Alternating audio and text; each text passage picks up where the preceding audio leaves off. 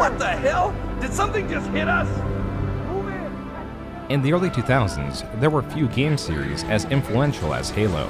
From its gameplay, art, music, story, and multiplayer, its success had defined the genre and created such great demand for a sequel that when it finally arrived, its launch broke the record for the biggest 24 hours in US entertainment history. This record was broken soon after, broken by none other than Halo 3, the final mainline game in the trilogy that satisfactorily wrapped up the story and delivered an exceptional multiplayer experience. So how has a series known for its innovation, story, and genre-defining gameplay failed to capture any of these aspects? And why has its dwindling fanbase lost interest in the IP and grown resentful of the studio steering it? To understand how this came to be, this video will be covering the rise and fall of Halo, from the mainline game's development, lore, campaign, and multiplayer experience, as well as the series' often antagonistic relationship with Microsoft. Jason said it best, I think. He said that Microsoft is building the biggest cannon in the world, and they're pointing it right at Sony, and we can be the bullet in that cannon. In 1999 and 2000, Sony, boasting the power of the PlayStation 2, promoted it in such a way that it threatened Microsoft and inspired fierce competition. Quote, powerful and traditionally inexpensive game consoles and their processors haven't had anywhere near the power of even a low-end PC. PC makers don't fear them right now, but they should. Companies such as Sony have something in mind other than just games. Unquote. Microsoft, the 90s tech giant, took this personally and intensified development of its own console.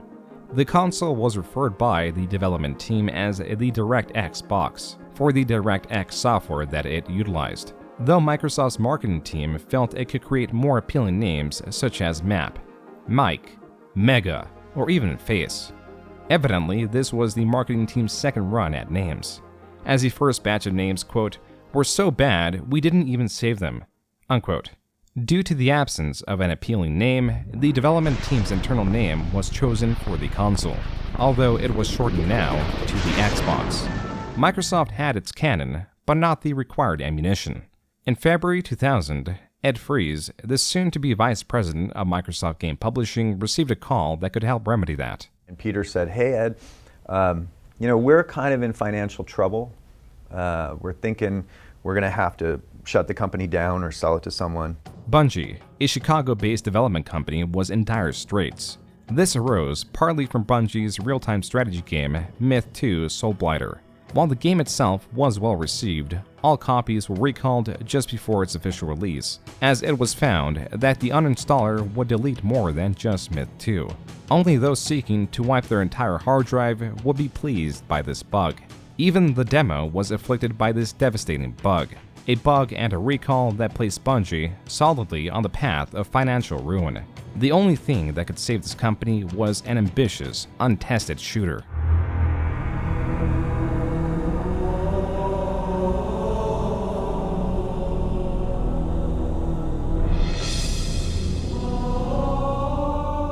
Halo, initially revealed at Macworld 1999, began as Blam.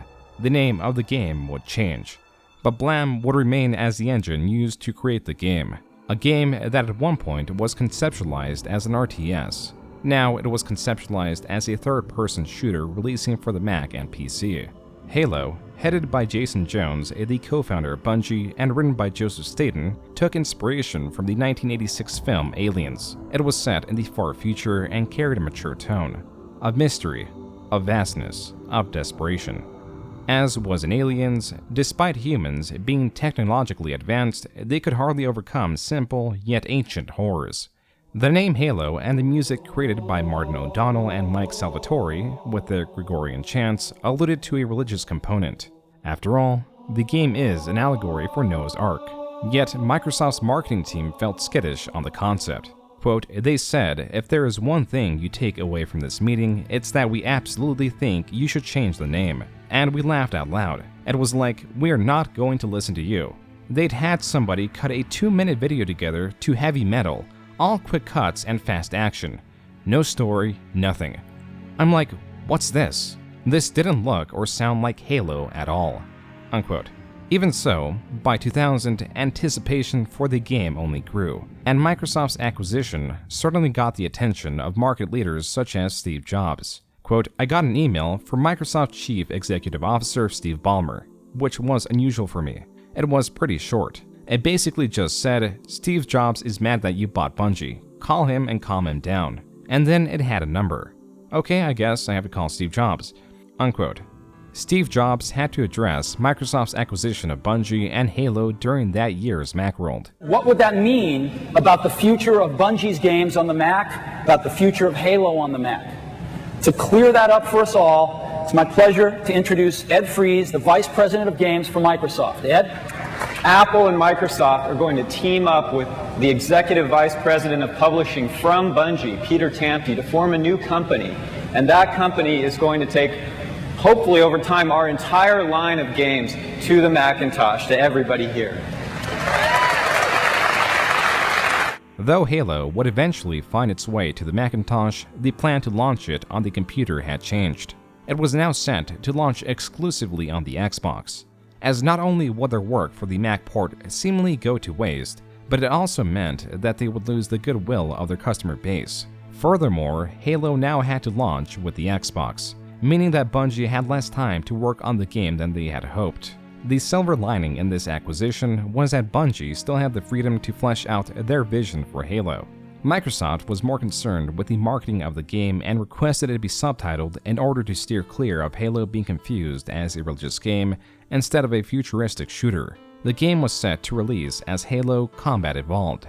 After the acquisition, the lead game designers and core team moved into Microsoft's office located in Redmond, Washington. How you doing? He's walking into his new space for the first time.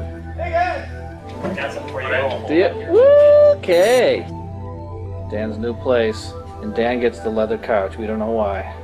That's my casting couch. Bungie had to defy expectations. They needed to make their now first-person shooter operate smoothly on a console. The challenge came in the form of the controls. Seamus Blackley, the creator of the Xbox, in an interview with IGN, recalled the scathing commentary as, quote, "A shooter would never work without a mouse and a keyboard." And this was a widely and passionately held belief, unquote. Though the famous 1999 Nintendo 64 game GoldenEye had made strides in the first-person shooter console genre, the controls were not at all up to par with computers. Rather than having a free-floating aiming reticle, players had to contend with a single analog stick, and relied on movement and a slight auto-aim mechanic to hit enemies. It was only with a toggle that players could enter a precise aiming mode that both sacrificed movement and had players fight against a reticle that aggressively directed itself to the center of the screen. Even at the time, modern shooters, such as Alien Resurrection, were ridiculed for using what is now considered to be a modern dual analog stick control scheme. Quote, "The game's control setup is its most terrifying element. The left analog stick moves you forward, back, and strays right and left, while the right analog stick turns you and can be used to look up and down." Unquote.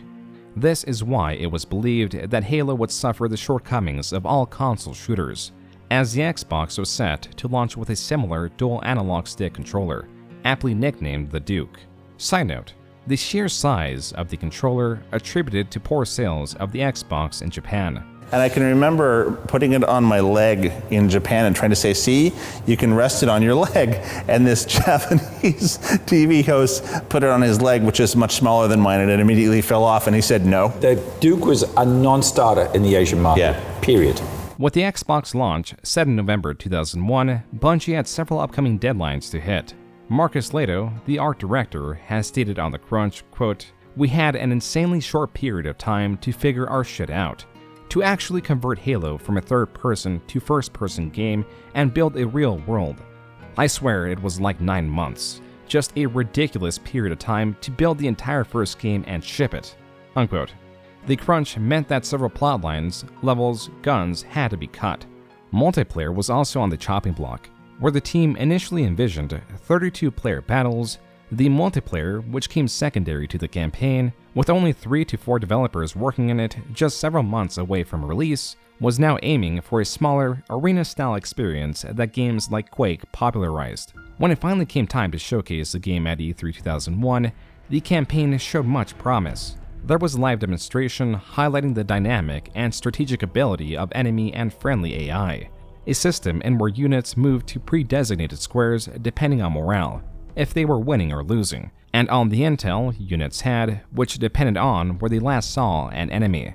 The single player, through the design of weapons, AI, vehicles, and the story of the last super soldier discovering the truth of a mysterious ringworld showed much promise. That much could not be said about the multiplayer. As seen on the show floor, the 4-player split screen had tremendous frame rate issues. The console's still very much under development. The machines we had to show their half-speed graphics card at that time. Yeah. So everything's running half speed. They try to show this multiplayer demo on the floor, and it doesn't really impress people. If you read the press from that time, it's very, I don't know, wait and see. Unlike the upcoming Nintendo GameCube or the Sony PlayStation 2, the Xbox was releasing with a built-in hard drive and a built-in Ethernet port to future-proof it for a potential online service. This feature would also be utilized for LAN parties. It would allow up to 4 Xbox systems to be connected under a single network, as to have 16-player battles. But Bungie questioned whether the system link would be utilized and if the multiplayer was worth keeping now that the company was siphoning employees from its other projects. Getting closer and closer to the deadline for Halo, each one of those teams ended up getting absorbed into the Halo team because there was just no way we were going to make it. We almost cut multiplayer out of it a few days before we had to ship the build because it wasn't really working that well. You know, we were having arguments about how many people can actually connect a box together. We're like, yeah, maybe in college dorms people will do it, but who's going to carry a TV to their friend's house? The decision was made to keep multiplayer in. As the performance of the Xbox through its development had drastically improved, the multiplayer frame rate issue had disappeared. The last thing to do now was to ship the game and console. As Bill Gates did when he revealed the final look of the Xbox, he also attended the launch party and handed over the first console. No one at Bungie could have foreseen the tremendous success Halo brought to the Xbox, to their studio, or how their innovations would set standards for decades. Halo Combat Evolved, in its beautiful simplicity, was a tremendous success. Its campaign and multiplayer were universally well received.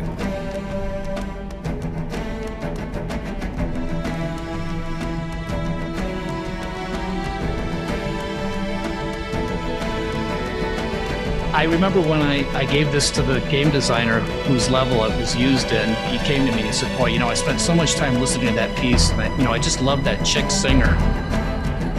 And I said, Paul, that was me. We set up 10 Xboxes, actually. That meant 10 TVs or screens of some sort. Turned out we had 4 LCD projectors. They keep on bringing in more stuff, and it seems to be expanding. Would you agree that without Halo, the Xbox might not have survived without that killer app? I think you're probably right. If there's one game that almost single-handedly made the Xbox, it's Halo. Launch titles that don't suck. What a concept. Where contemporary console shooters relied on uncanny, narrow, and linear levels, with enemies segmented throughout as if they only existed to wait for the player, Halo Combat Evolved ushered in a new era of design. It created an active world where players could stumble into battles between the alien opposition known as the Covenant and the human Marines after crash landing scattered across a mysterious ringworld. The game, through its open and sometimes narrow level design, encourages the player to use a wide arsenal of purpose-built weapons and vehicles. Close encounters encourage the use of grenades and melee, which have their own dedicated buttons. Even the aiming reticle, albeit always large and generous, changes based on the weapon being used. In more than just this way was the gameplay supported by a well-thought-out art direction. The humans were seemingly inspired by the Marines and aliens. Their technology was advanced, yet still resembled familiar and modern equipment. The Covenant relied on bright, round, smooth, and glimmering tech. Their pronounced color palette and art direction made it easy to inform the player on elite ranks, and most importantly, their location, as to make sure they would not blend into the background. I probably wouldn't have made the Covenant guys so colorful, but that was a request from Jason. Shinier, brighter, more color. I'm like, dude, you're nuts, man. This thing's like rainbow, it's horrible. Obviously it worked. I mean, he knows it from a gameplay perspective, like, this is what makes games tick. Even the grunts were designed in such a way that the design allowed their weak point, their heads, to be silhouetted against their shiny armor. They were also the only English-speaking Covenant members, which provided the player much-needed information on their changing tactics.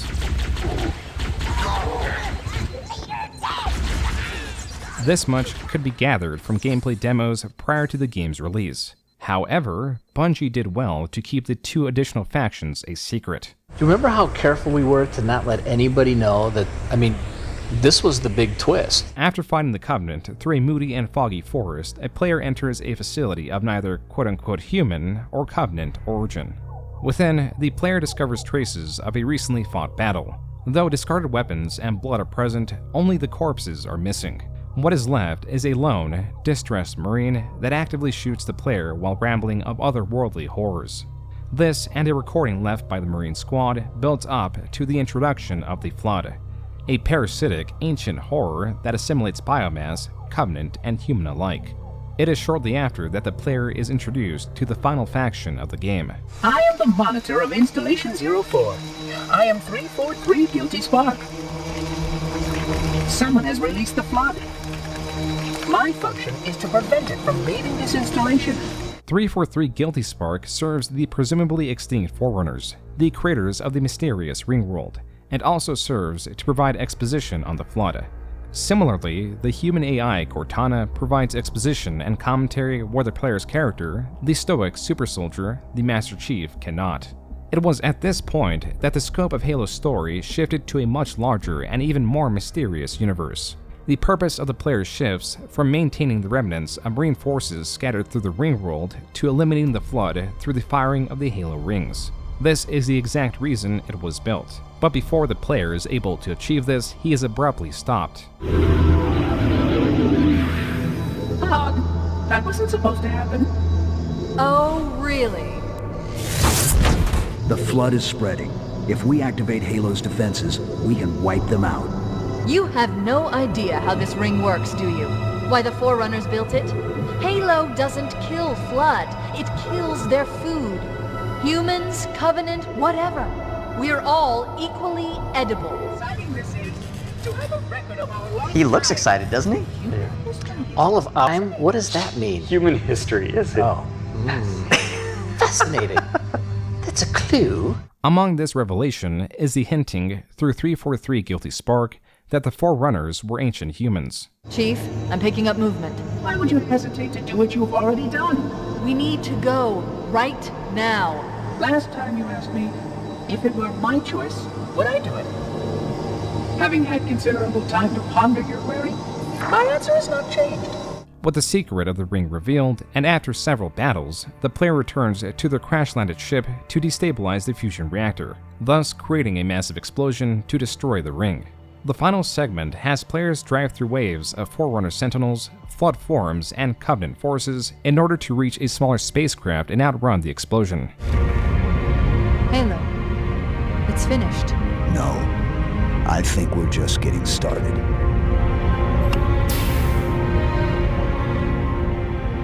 Bungie, through their comparatively small team by today's standards, had all aspects of the game's design work together. It was no secret that the team was infamously hard to work with, but also equally passionate for their vision of Halo. We are the most cynical people. Like, we are the jaded crowd who, if a game doesn't entertain us in 5 minutes, we stop playing it. The music was not omnipresent, and was designed in mind not just for the tone of the level it appeared in, but also the exact location in said level. This type of design extended to weapons, players' regenerative health, enemy forces, ally forces, and vehicles. While some levels, such as the library, would be criticized for its repetitive layout and frustrating difficulty, and certain lines were written for environments that were envisioned far different than they were implemented. Here's my favorite line in the game. I don't know if they show it. Yeah, don't we show it? Here it comes. This cave is not a natural formation. It's not? It's not a natural formation? I don't believe it. No duh. The game as a whole innovated and delivered an experience where all parts worked together to flesh out Halo's gameplay and story, to the larger set pieces, to the soundtrack and religious significance of a Halo. It all invoked a sense that there was something greater at work in the universe of Halo, and it gave Bungie plenty to work with should there be a sequel. Still yet, the game had more to offer. Multiplayer, the mode that was nearly cut, was a selling point. perhaps even more influential than GoldenEye for the Nintendo 64. Halo, through its split-screen multiplayer, became known as a party game, a revolution in console gaming that successfully made LAN parties easily accessible and Halo a must-have. Quote, every week the Xbox would sell a certain number of units and something like 50% of those sales would convert into Halo sales. So it just kept selling. 2 years after it came out, it was still in the top 10 sellers on the console. That's almost unheard of now, unquote. Halo sold consoles and primed an audience for online multiplayer. Though the game was celebrated, the crunch to finish the game had exhausted the developers at Bungie. And though the studio had garnered prestige for their work, as per their contract with Microsoft, Bungie did not get much else. So the core development Bungie team threatened to leave Microsoft just after their major hit. What I remember was a general disappointment in the, sort of sharing of profits. Well, it turns out, of course, that there is no such thing as profit sharing based on, merit or your performance over a certain product inside Microsoft. As a matter of fact, I remember Robbie Bach saying to me in a meeting, Marty, we don't give profit sharing to people who do Microsoft Word or Office or Excel or whatever. And I'm like, no, we get that. The 7 people who were saying, I think we should be getting something better from Microsoft, at least for the next one, Halo 2. And then he goes, Marty, you got to understand, Microsoft does not negotiate with its employees. Robbie, that makes total sense. I get it. That makes total sense to me. And then the guys started to get up. We were all going to leave the office because it was over. Like he said, we don't negotiate with our employees. And as we were reaching the door to leave, he goes, wait, guys, come back. Come on, let's talk. So I sat down again and I thought to myself, maybe Microsoft does negotiate with its employees. So we negotiated a deal. We negotiated probably the only product-related profit-sharing plan maybe that Microsoft has ever done. I don't know. It's possible. So our profit-sharing plan was for Halo 2, and that caused us to stay instead of leaving. We were going to leave and start our own studio. Bungie was going to make Halo 2. This was already presumed through the success of Halo Combat Evolved. What was not was their promise to impress with the sequel. Quote, you already know Halo 2 is the sequel to Halo. You already know Bungie has no intention of disappointing anyone. The game itself is everything you loved about the original Halo, but with all the knobs turned up to 11 this time around. This is not a quickie quote-unquote Halo 1.5 follow-up using the same engine. We are using a completely rewritten graphics engine, which allows our artists to work in previously unimaginable complexity and detail. Anyone who thinks the original Halo stretched the Xbox's graphical abilities to the limit is mistaken. Unquote. Only 5 days later, Microsoft announced Xbox Live. Quote, in addition, at least 7 Xbox Live-enabled games are currently scheduled to be available on November 15th, with up to 10 more to be followed by the end of the holiday season. Unquote.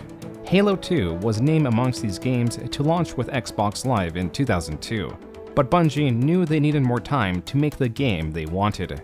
Quote, I remember having a very vociferous discussion with Pete Parsons, who was then sort of Bungie's manager as an internal Microsoft executive. He said, Marty, it's inconceivable for us to not be a launch title for Xbox Live, which was coming in November 2002, just a year after the first Halo's release. And I said, yeah, and I want to have a baby in 4 months. There are just things that cannot happen.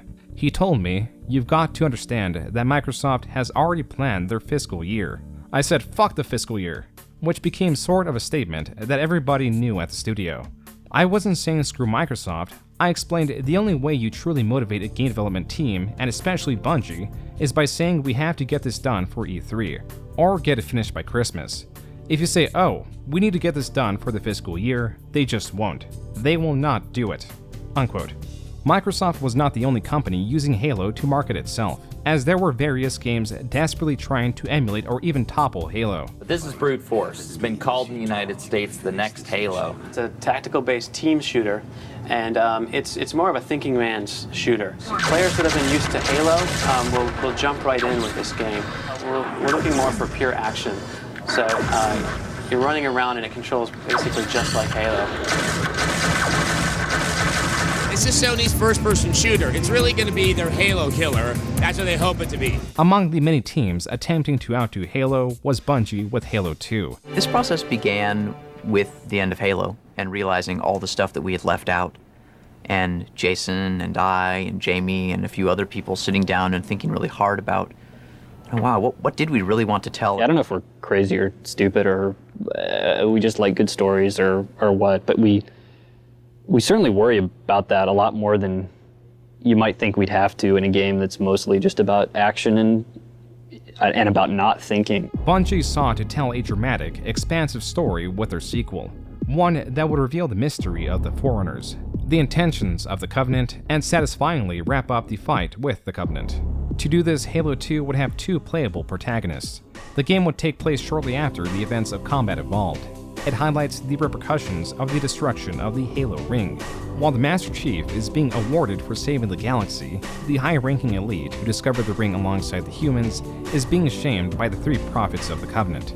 3 hierarchs known as the Prophet of Truth, Prophet of Mercy, and Prophet of Regret for allowing the ring to be destroyed. It is the intent of the prophets and their covenant to fire the rings under the guise that it would take the galaxy on a great journey, a new plane of existence. This is evident by the absence of the Forerunners who fired the rings long ago, and as there are no living traces of them, they must have successfully transcended into a higher plane of existence. Though the player knows the purpose of the rings, this convincing lie sets the stage for a tragic story where all but humans are unwittingly fighting to the death for their death. The prophets brand the Forerunners as gods, the monitors such as 343 Guilty Spark as oracles, and the humans as heretics. The high-ranking elite is shamed, branded, and bestowed the title and responsibilities of the Arbiter.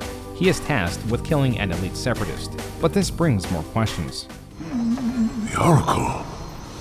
Hello, I am 343 Guilty Spark. I am the monitor of Installation 04. Ask the Oracle about Halo. How they would sacrifice us all for nothing. After the defeat of the Separatist, Tartarus, a brute, a newly introduced race to the series and the same brute that branded the Arbiter, shows no reverence to the Oracle, snatching it before it can reveal the truth of the Halo rings to the Arbiter. Tartarus, who represents the brutes, is uncaring for the cause, and similar to the prophets, is using the religion to gain power. None hungrier for it than the Prophet of Truth. He has prime access to Forerunner artifacts, and as this storyboard demonstrates, knows all too well not just the purpose of the Halo rings, but also far more damning secrets around the Forerunners. The Prophet of Truth emerges as a true antagonist of Halo 2, who allows the assassination of the Prophet of Regret by withdrawing elite forces. The Prophet of Truth uses this event as a reason to change the guard from elites to brutes, further fueling their tension. This is unprecedented. Unacceptable. A hierarch is dead, Commander. His murderer was within our grasp. If you had not withdrawn our phantoms... Are you questioning my decision? As to tie up any loose ends, he also orders the assassination of the Arbiter. The prophets learn of this. They will take your head when they learn. Fool.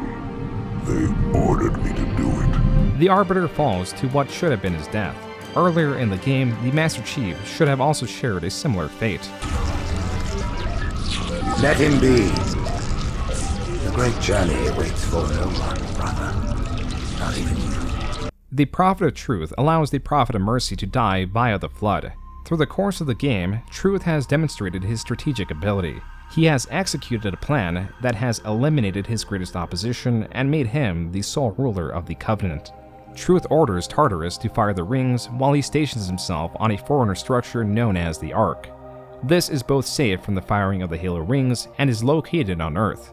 The Prophet of Truth's plans is only foiled by the manipulation of the Gravemind, a sort of physical compound brain of the Flood who shares the interests of the humans, the Arbiter, and a growing contingent of elites who want to stop the firing of the Halo rings. It is only through the Gravemind's meddling that the firing of the Halo ring is stopped, that the Arbiter was able to exact his revenge on the Prophet of Truth, and that there was a grand reveal that humans were ancient Forerunners, as a human skeleton is discovered on the Ark by the Arbiter. It is inferred that the Prophet of Truth knew the humans were Forerunners all along, and was aiming to quote-unquote become a god by taking this ancient human's place. This also means that the Covenant was, throughout the Human-Covenant War, fighting against the very gods they worshipped. In this way, the story of Halo becomes poetic. It is the story about how a single influential and deceitful figure manipulated an entire galaxy into war and nearly into self-destruction. The characters were well written and intelligent, always making optimal decisions dependent on the knowledge they had at the moment and goals they maintained. The end of the game, through a post-credits scene, was meant to tease a potential Halo 3, where the Gravemind, the only thing that was able to trump the Prophet of Troops manipulation, was being set up as the next and even greater antagonist. Joe Staten, the cinematics and narrative director, had a grand vision for the game, but perhaps too big for the rest of the team. Quote, one conversation I remember very specifically was when Marcus and I finally sat down to review the script. He was terrified of the scope it implied. His job in that meeting was to assess how many props are you asking for, how many custom cinematic stats. You know, it was a big game at that point. Unquote. It was not just the story, but also the art and mechanics of everything they wanted to implement. This ambition extended even beyond Halo 2, because Bungie was attempting to develop another game with a separate Phoenix team, leaving even less resources for their highly anticipated sequel. As opposed to Halo Combat Evolved's development, where the smaller teams shared or disputed their vision for the game, Halo 2, through its lack of leadership, ever-expanding team, and massive scope, led to the disaster known as the E3 live demo. Bungie, in their delusion, desired to prove to their fans and to themselves that Halo's sequel would be superior in all aspects, and then some. It was decided that a live gameplay demo would be showcased. This highlighted, among new mechanics such as dual-wielding, vehicle hijacking and a vehicle damage system, an engine that supported a stencil lighting model that brought to life otherwise flat textures. The live demo consisted of the Master Chief fighting through a war-torn city, first on foot, then manning a Warthog Gauss cannon. The gameplay was scripted and cinematic, and fans loved it. I don't say the word awesome. Usually dude doesn't come out of my mouth. But the truth is, the game is awesome, dude. We came back with E3 with actually less than what we wanted to. We came back from E3 with a demo. We did not come back from E3 with a playable part of a level. That was really bad, actually. That wasn't the goal. We've got 50, 60 guys now on the Halo 2 team. They're waiting to be told, hey, what do we do? What do we, as this massive, smart, talented, hardcore, devoted guys that are going to stay up really late, what do we do? Tell us, we want to do it.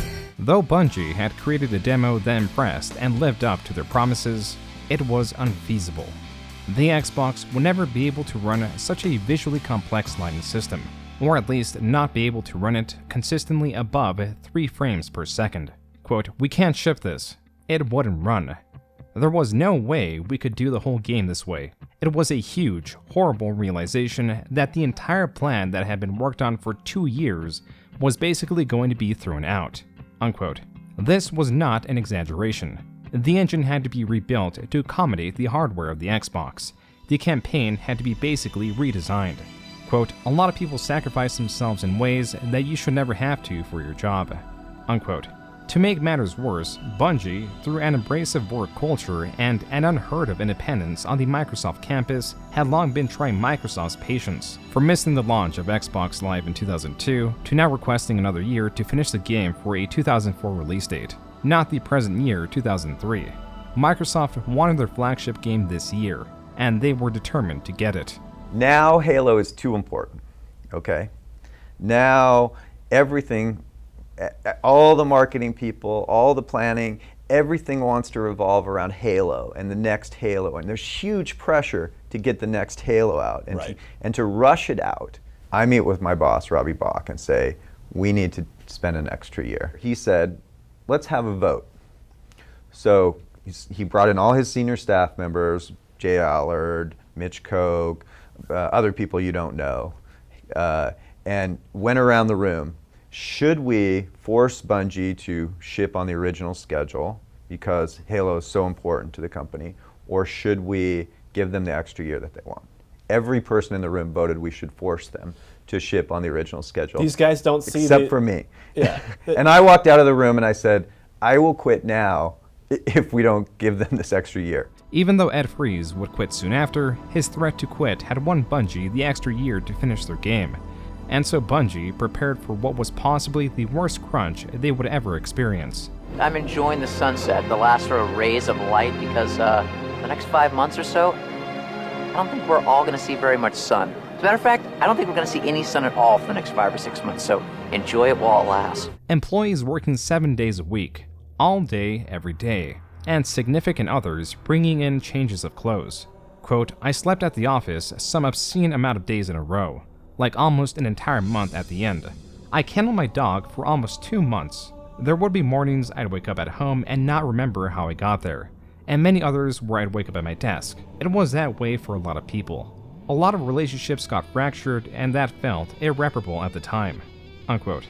With all hands on deck and the team working tirelessly, there was finally steady progress, and a solidified deadline that under no circumstance was going to move, as was made apparent at E3 2004. It's in stone! Well, actually, that's not the only place it's in. I got your release date right here. November the 9th. The moment Xbox Nation's been waiting for, Halo 2. And yes, that is 2004. The extra year and having all hands was still not enough. Bungie had a singular option left. We have this fantastic story arc that we're trying to get across, and we have all this backstory that we're trying to get across. And there comes a point where we look at the amount of time that we have left to finish this game, and we realize we're just crazy. We're not going to be able to do all of this, and so we pick our battles with, what we can cut out. And everything that wasn't essential, all these things that we just love to see in the game, they get put on the bottom of this list, and we start hacking them off. Here comes the knife. Out of the script. What's important? That isn't. Goodbye, my lovely child. In order to meet their deadline, Bungie had to cut a large portion of the single-player campaign. There was a fear that this butchering would be noticeable. Still, there was no time left, and the game needed to be ready for a November 9th release. There are those who said this day would never come. What are they to say now? Rated M for mature.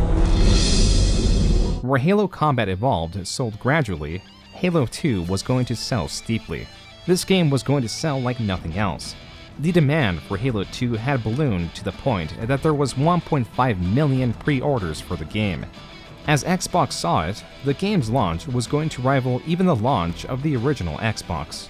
In the next 72 hours, Halo 2 will be sold in 27 countries in 8 different languages. And there's going to be another 1,200 stores in London, Seoul, Tokyo, Toronto open in similar Midnight Madness events. I mean, this is bigger than a video game. This is a true entertainment phenomenon. Quote, one of the things we'll look back on in 24 hours is what size is the industry. It is very clear to us that this kind of entertainment is usurping others. Moore said, there was a commotion about the film The Incredibles making $70 million over the weekend. I guarantee that we'll make that up by 4 p.m. tomorrow. Unquote. Look at this line. This is crazy. This is just for registration. This was a common sight across the United States. The fervor of major theatrical releases could not compete with the demand for Halo 2. In just 24 hours, there were 2.4 million copies of Halo 2 sold, amounting to $125 million in sales. This figure was even higher than what Peter Moore, the vice president of Microsoft, predicted. The launch of Halo 2 broke the record for the most money generated in a single day in entertainment history. A video game surpassing a film's release was unheard of. The campaign, besides a small area with overtuned snipers, was well received, until players experienced the game's abrupt ending. Well, we had such a great ending to Halo 2, where Master Chief said, I want to finish the fight. Master Chief, you mind telling me what you're doing on that ship? Sir, finishing this fight. Which had most Halo players universally screaming and throwing their controllers at their TVs because they didn't get to finish the fight. Well, I didn't say anybody threw their controller. They might have dropped it in amazement. Quote, I beat Halo 2, and I think the first words out of my mouth upon victory were, what the crap? To describe the ending of Halo 2 as anticlimactic would probably be a bit of an understatement. Towards the tail end of the game, I just gave up on trying to understand the storyline and its inane ending. If you thought you were pissed at the end of Matrix Reloaded, you haven't seen anything yet. It's kind of bullshit that there's going to be a Halo 3 when Bungie said that Halo 2 would wrap up the loose ends. when instead it has only made it worse and making us wait a few more years for the answers." Unquote. Bungie had cut out the entirety of the final act. This means the story ended right as the Prophet of Truth was headed to Earth. Thus, there was no reveal that the Forerunners were human, no retribution for the Arbiter that players did not universally appreciate playing as, and no satisfactory conclusion. This was greatly disappointing, but was not all that Halo 2 had to offer. If we do this right, if we are able to really pull off the engine and Xbox Live and the social community, it's going to destroy everything else that's out there. As Combat Evolved was revolutionary for its local multiplayer, Halo 2 was revolutionary for its online multiplayer. In the same spirit of Combat Evolved's LAN parties, Halo 2 created what Bungie called the virtual couch or party system. This allowed users playing split screen on the same Xbox to all play together online and join other parties. Among this was the introduction of skill-based matchmaking.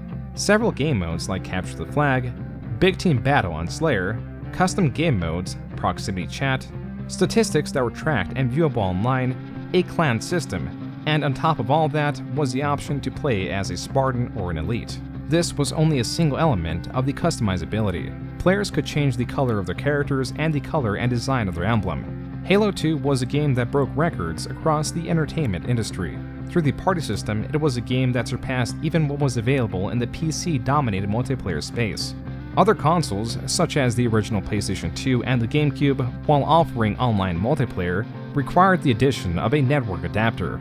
And worst of all, they did not play Halo 2. From July 2004 to July 2005, the number of users subscribed to Xbox Live doubled from 1 million to 2 million.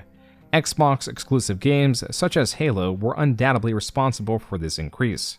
In 2005, Xbox is the fastest growing platform for game sales. Right now, 6 of the top 10 selling games are Xbox titles. This was coming at the end of the Xbox's life cycle. By the end of the year, Microsoft wanted to release their next console generation, an entire year before Sony and even Nintendo. This console, among offering a graphical upgrade, was gearing itself up to focus even more on the Xbox Live service and the Xbox Marketplace. The Xbox 360 would also offer a removable hard drive. Altogether, this would theoretically allow future downloadable content like the Halo 2 map expansion that was sold separately on a disc to be purchasable and exclusively downloadable online. A greater focus was also placed on user profiles and their social elements. This console was set to retail for $399, a price point that would end up favoring Microsoft. In 2006, Nintendo shifted its approach to the console market. Their Nintendo Wii was to be more family-oriented on top of utilizing older and thus inexpensive hardware. Sony also shifted their approach somewhat. Though they planned to compete with the Xbox with modern but difficult to work with hardware, the new PS3 was meant to be a modern media machine capable of running Blu-rays. And so their 20GB console was $100 more than the 20GB Xbox 360. This bloat and the effect it had on its price gave Microsoft an immediate advantage. You know, Robbie's strategy to launch a year earlier than everyone else, to keep the price low, worked very well, and Xbox grew its market share a huge amount in that time. While it had design flaws that would cost Microsoft possibly over $1 billion in recalls, the Xbox 360 was a serious competitor to the PlayStation 3. As more games took a greater focus on multiplayer, the amount of users subscribed to Xbox Live service doubled this year to 4 million. Sony, through its at the time free online service, sought to inflate its numbers of online users as well. It attempted to create exclusive quote-unquote Halo killers. But Bungie now had the time and a console powerful enough to create a game more accurate to their vision. A task that they were somewhat reluctant to do following Microsoft's allegedly lackluster compensation to Bungie for the success of Halo 2. So we were like, okay, Halo 2 shipped. We got something from it. We did not get what we were expecting and what we had all thought we'd agreed on. It turned out to be that good business for them was not necessarily doing what we thought they were going to do for the team. So then we said, okay, well, that's it. We are done now. Yeah. We're not making anything after Halo 2. Wow, so that was like the real really starting point. Yeah. That was like, okay, so you aren't going to be good to your word. We are going to leave, and we're going to start our own company, and we're going to do what we want to do. Good luck with Halo. Some of Bungie's top employees left in response to this and the terrible crunch of Halo 2, such as Jason Jones, who was the project lead for Halo 1 and 2. Bungie were still making Halo 3, and throughout the game's production, they were negotiating a deal to split from Microsoft. While not as tumultuous as the production of Halo 2, Halo 3 suffered a lack of leadership. It also lost Joe Staten as the narrative director when he took an extended sabbatical after getting into a giant argument with a fellow developer. In his time away, he wrote the book Halo: Contact Harvest. In his place was a committee set on finishing the story. What they lacked was Joe Staten's vision to wrap up the plot threads. There was much deliberation on how to write the story for Halo 3. Without a strong project lead and without a single narrative director, certain contradictory story elements were baked into the final product. Paul Russell, an environmental artist, has said on the matter, quote, "I don't believe that management gave a single shit about any story element. They only cared about shipping a game." Unquote. Nearing the end of the project, Joe Staten came back. While he was satisfied with certain plot points, it was clear Halo 3 was not capturing the final act of Halo 2. The game was set to go in a different, less character-driven direction. In the first 5 missions of the 9-mission game, the story hardly, if at all, progresses. It begins with the Master Chief inexplicably jumping off Truth's ship from the end of Halo 2. He fights his way through the jungle with Sergeant Johnson and the Arbiter. Sergeant Johnson gets captured and rescued. The Chief then fights his way through a UNSC base under siege, through a town to disable an anti-aircraft battery, and back through the same town to fight through hordes of Flood that crash-landed on Earth. What is it? More brutes? Worse. This is where the story picks up. Rather than the Ark be a Forerunner facility built on Earth, it is instead its own installation. A massive space platform that creates Halo rings and can activate them remotely. Through a portal on Earth, the Prophet of Truth now heads to the Ark and all the main characters follow. After much fighting, High Charity, the Holy Covenant city assimilated by the Flood in Halo 2, crash lands on the Ark. At the same time, Johnson gets captured a second time by the Covenant, and the Prophet of Truth, whose character has been reduced to a one-dimensional, egotistical madman, utilizes him to activate the Halo rings. Miranda Keyes, the daughter of Captain Keyes who died on the first Halo ring, crashes a Pelican into the control room with no backup, and dies a pointless death. It is in this control room that the Arbiter, the Master Chief, and the Flood all team up once more to stop the firing of the rings. You must be silenced.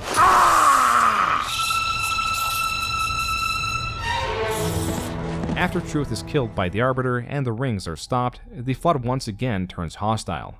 After the Chief escapes with the Arbiter, it is revealed that the Ark has made a new replacement Halo ring. With the Covenant leadership decapitated, defeating the Flood takes priority because all of its forces are on the Ark. This is where the Master Chief launches a solo mission to infiltrate High Charity and rescue Cortana, who has the index which is necessary to fire the Halo rings. But because the ring is still under construction, firing it will cause both the ring and the Ark to be destroyed. As the Flood is on both installations, this will successfully eradicate them. 343 Guilty Spark, seeking to preserve the Forerunner installation, lands a mortally wounding blow on Sergeant Johnson and reveals that humans were in fact Forerunner. You are the child of my makers, inheritor of all they left behind. You are Forerunner. But this ring is mine.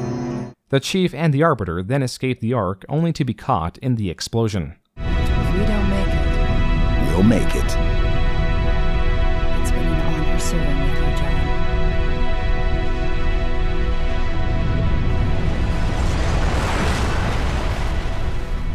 The cutscene that follows shows that only the front half of the ship made it through the portal back to Earth, the part that the Arbiter was on as he was piloting the craft.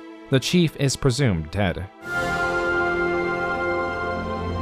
As we start to rebuild, this hillside will remain barren, a memorial to heroes fallen. They ennobled all of us, and they shall not be forgotten.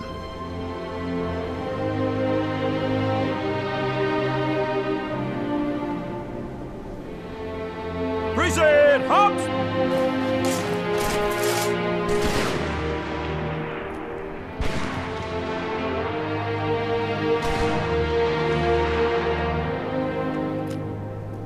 I remember how this war started, what your kind did to mine.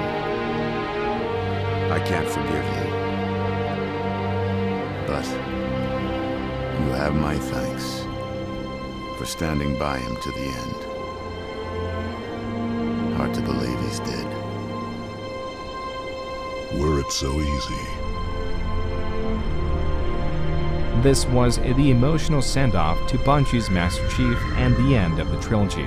However, there is a post-credit cutscene that shows the Master Chief did survive.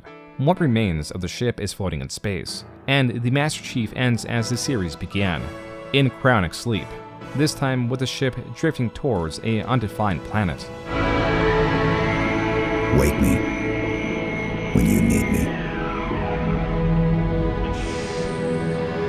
Halo 3's story may not have been dramatic nor brimming with intelligent and cunning characters, but the campaign was incredibly cinematic.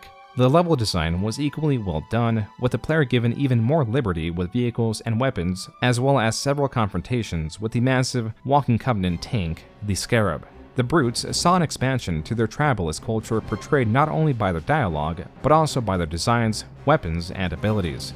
Multiplayer saw even greater innovation. Halo 3 was to release with a theater mode and a forge mode that would allow players to move, add, and remove certain assets in multiplayer maps.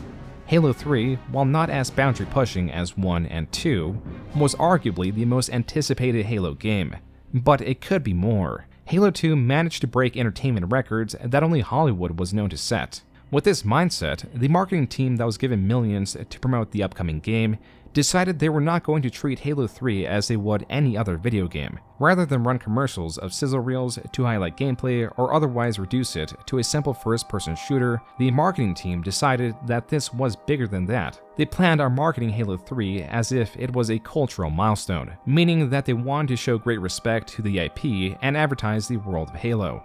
It would not compete with upcoming games like Uncharted, but rather larger traditional products like blockbuster movies. Quote, "Our aim was to position Halo 3 as a landmark entertainment industry launch, competing against the Spider-Man and Caribbean pirates of this world, not Mario and Lara Croft." Unquote. This strategy was ambitious, but it also had the money to achieve it. The marketing team decided it would, through the campaign's various phases, appeal to the hardcore fans, newcomers, and people who have never heard of Halo or had little interest in the product. Microsoft was putting everything they had into this game. It was even the last thing they showcased at E3 2006. Although the game was set to release in late 2007, the marketing team began their campaign late 2006 with the Starry Night ad.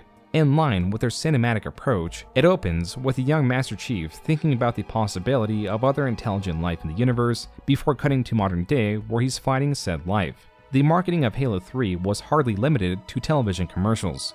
In April 2007, players could register to access a beta of Halo 3's much-anticipated multiplayer. Players could register at halo3.com or by purchasing specially marked versions of the Xbox 360 game Crackdown. Another leg of the campaign was the alternate reality game, a sort of puzzle that the community is meant to collectively solve to reveal more information about Halo 3 and its lore. This is something the marketing team did with Halo 2 as well. This expansive strategy arguably went beyond what would be expected of a film, but it would not end there. A stock car was sponsored to advertise Halo 3. There existed a Halo 3 themed Pontiac that could be won through a sweepstakes, Halo 3 Mountain Dew game fuel, Halo 3 Slurpee cups, Halo 3 Doritos, the Halo 3 Burger King meal, and nearly 100 unique miniatures, with many more planned to release by several different companies after the launch of the game. As for product directly related to the Xbox 360, there were custom controllers, headsets, Xbox 360 skins, the Xbox 360 Halo 3 edition, and more. To cap it all off, at the end of the campaign right before launch were the Believe ads. According to Brand Week, this alone cost $10 million. Believe centers around a massive diorama depicting a battle between the humans and the Covenant. This is the centerpiece for the fictional Museum of Humanity. When Master Chief armed his grenade, I was in the back of an overturned Warthog firing an M41. How did you manage to keep it together? We knew Master Chief was still in the fight. He gave us hope.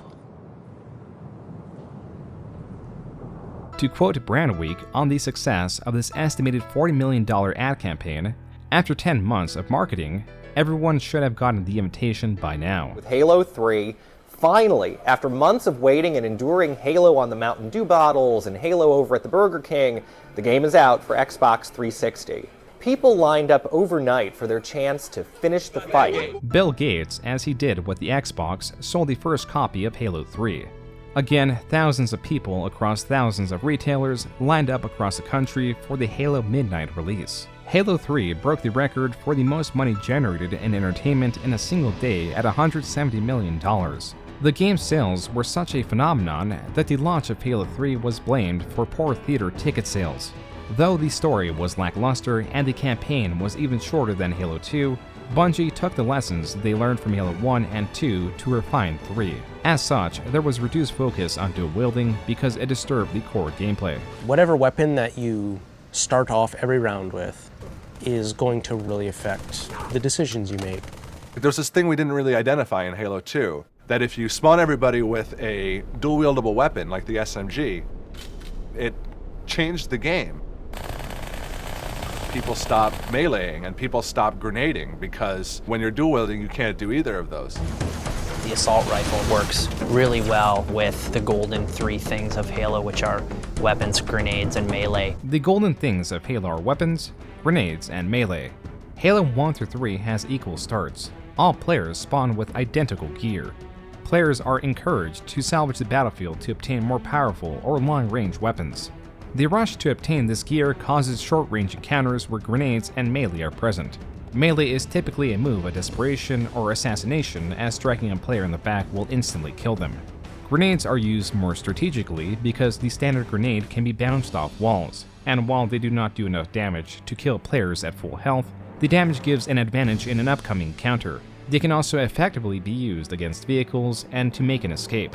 But if one were to dual wield, meleeing or throwing grenades would have that player drop their offhand weapon, discouraging players to do anything but shoot, and the game becomes who shoots first or more accurately, a method of combat that is less varied. On top of this, Halo 3 replicated or improved upon playlists, ranking systems, social elements that included the addition of downloadable clips and forged maps, and customization that now expanded to armor. Armor sets could be unlocked through multiplayer, single player, or in the case of Recon, initially only given out by Bungie to select players. Bungie employees also had flaming helmets, which further spurred player curiosity. Players would spread rumors on how to obtain this highly coveted piece of armor, like having it unlocked by completing a certain custom map, or through programs that in reality could have been keyloggers or something just as malicious.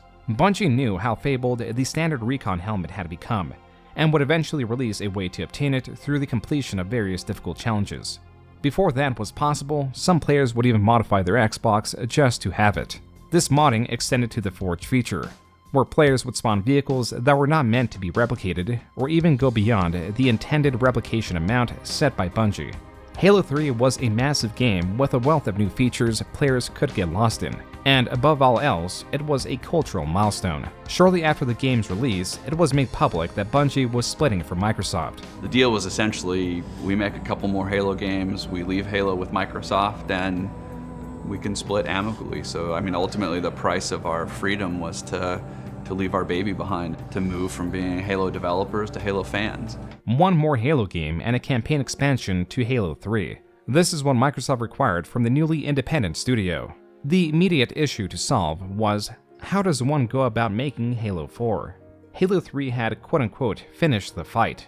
Through 3 games, the Covenant was utterly defeated. Their leadership was no more. Their holy city High Charity was entirely consumed by the Flood, and that same city, alongside the Gravemind and its army, crash-landed on the Ark in Halo 3. The Ark was destroyed with the Flood on it in that very same game. Furthermore, Halo had been established as an IP. That story is played out through several games.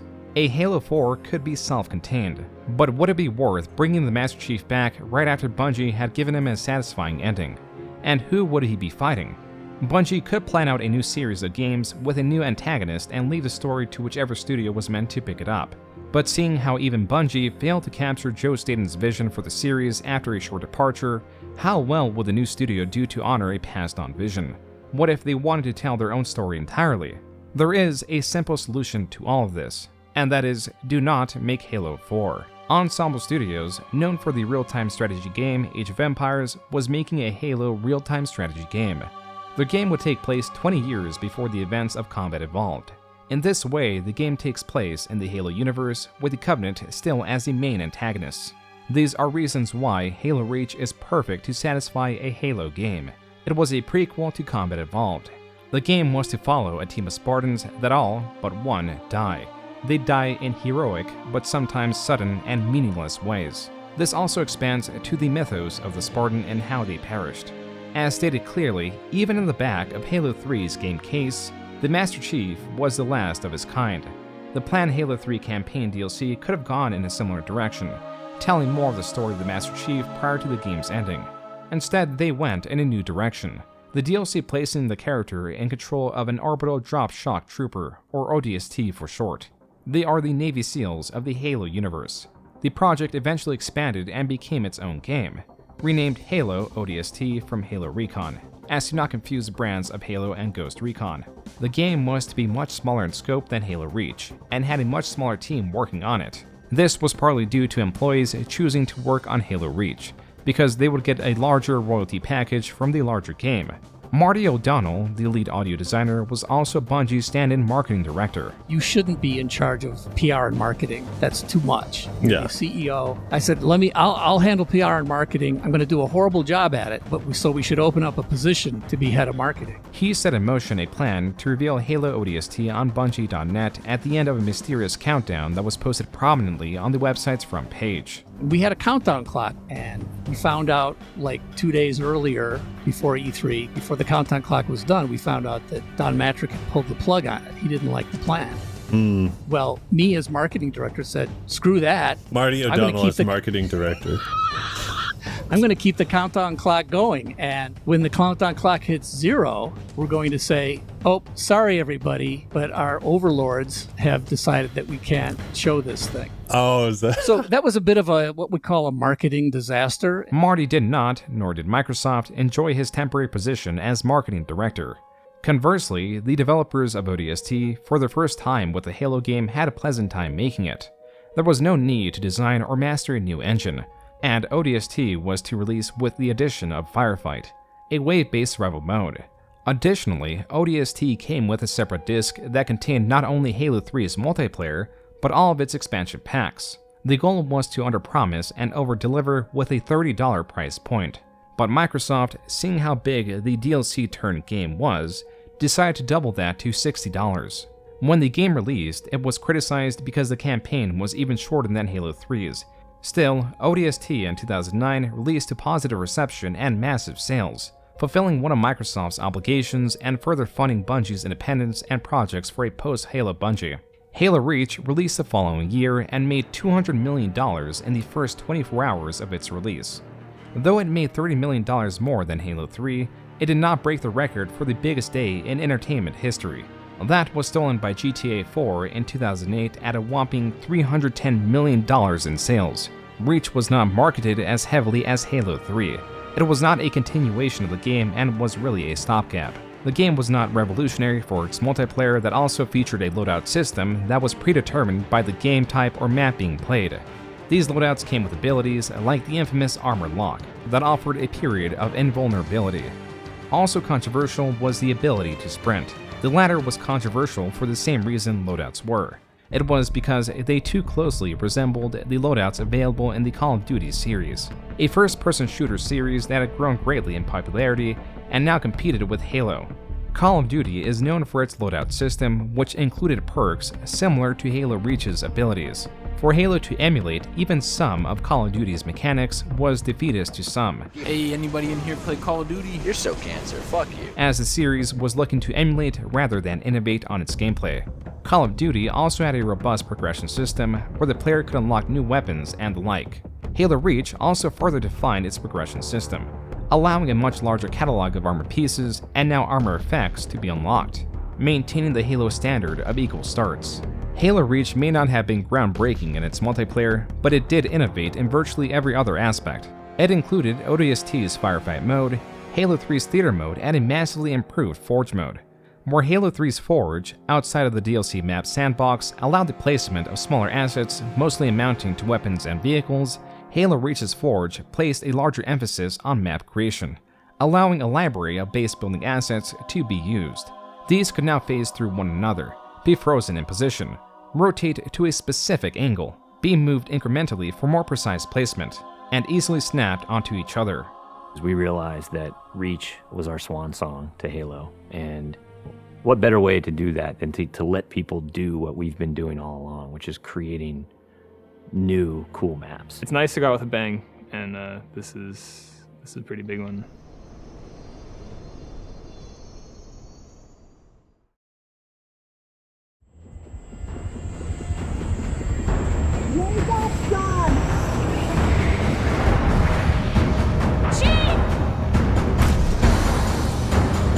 I'm here.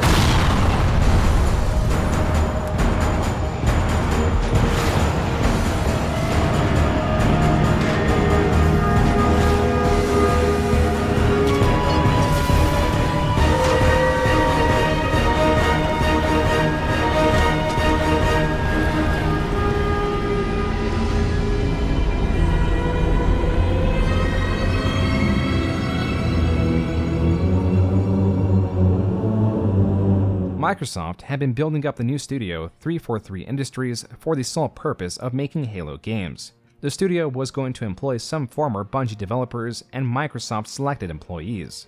Bungie, before Halo, gained experience as a studio and with first-person shooters through the development of the Marathon series. Halo Combat Evolved was a collection of ideas that even drew from the real-time strategy games.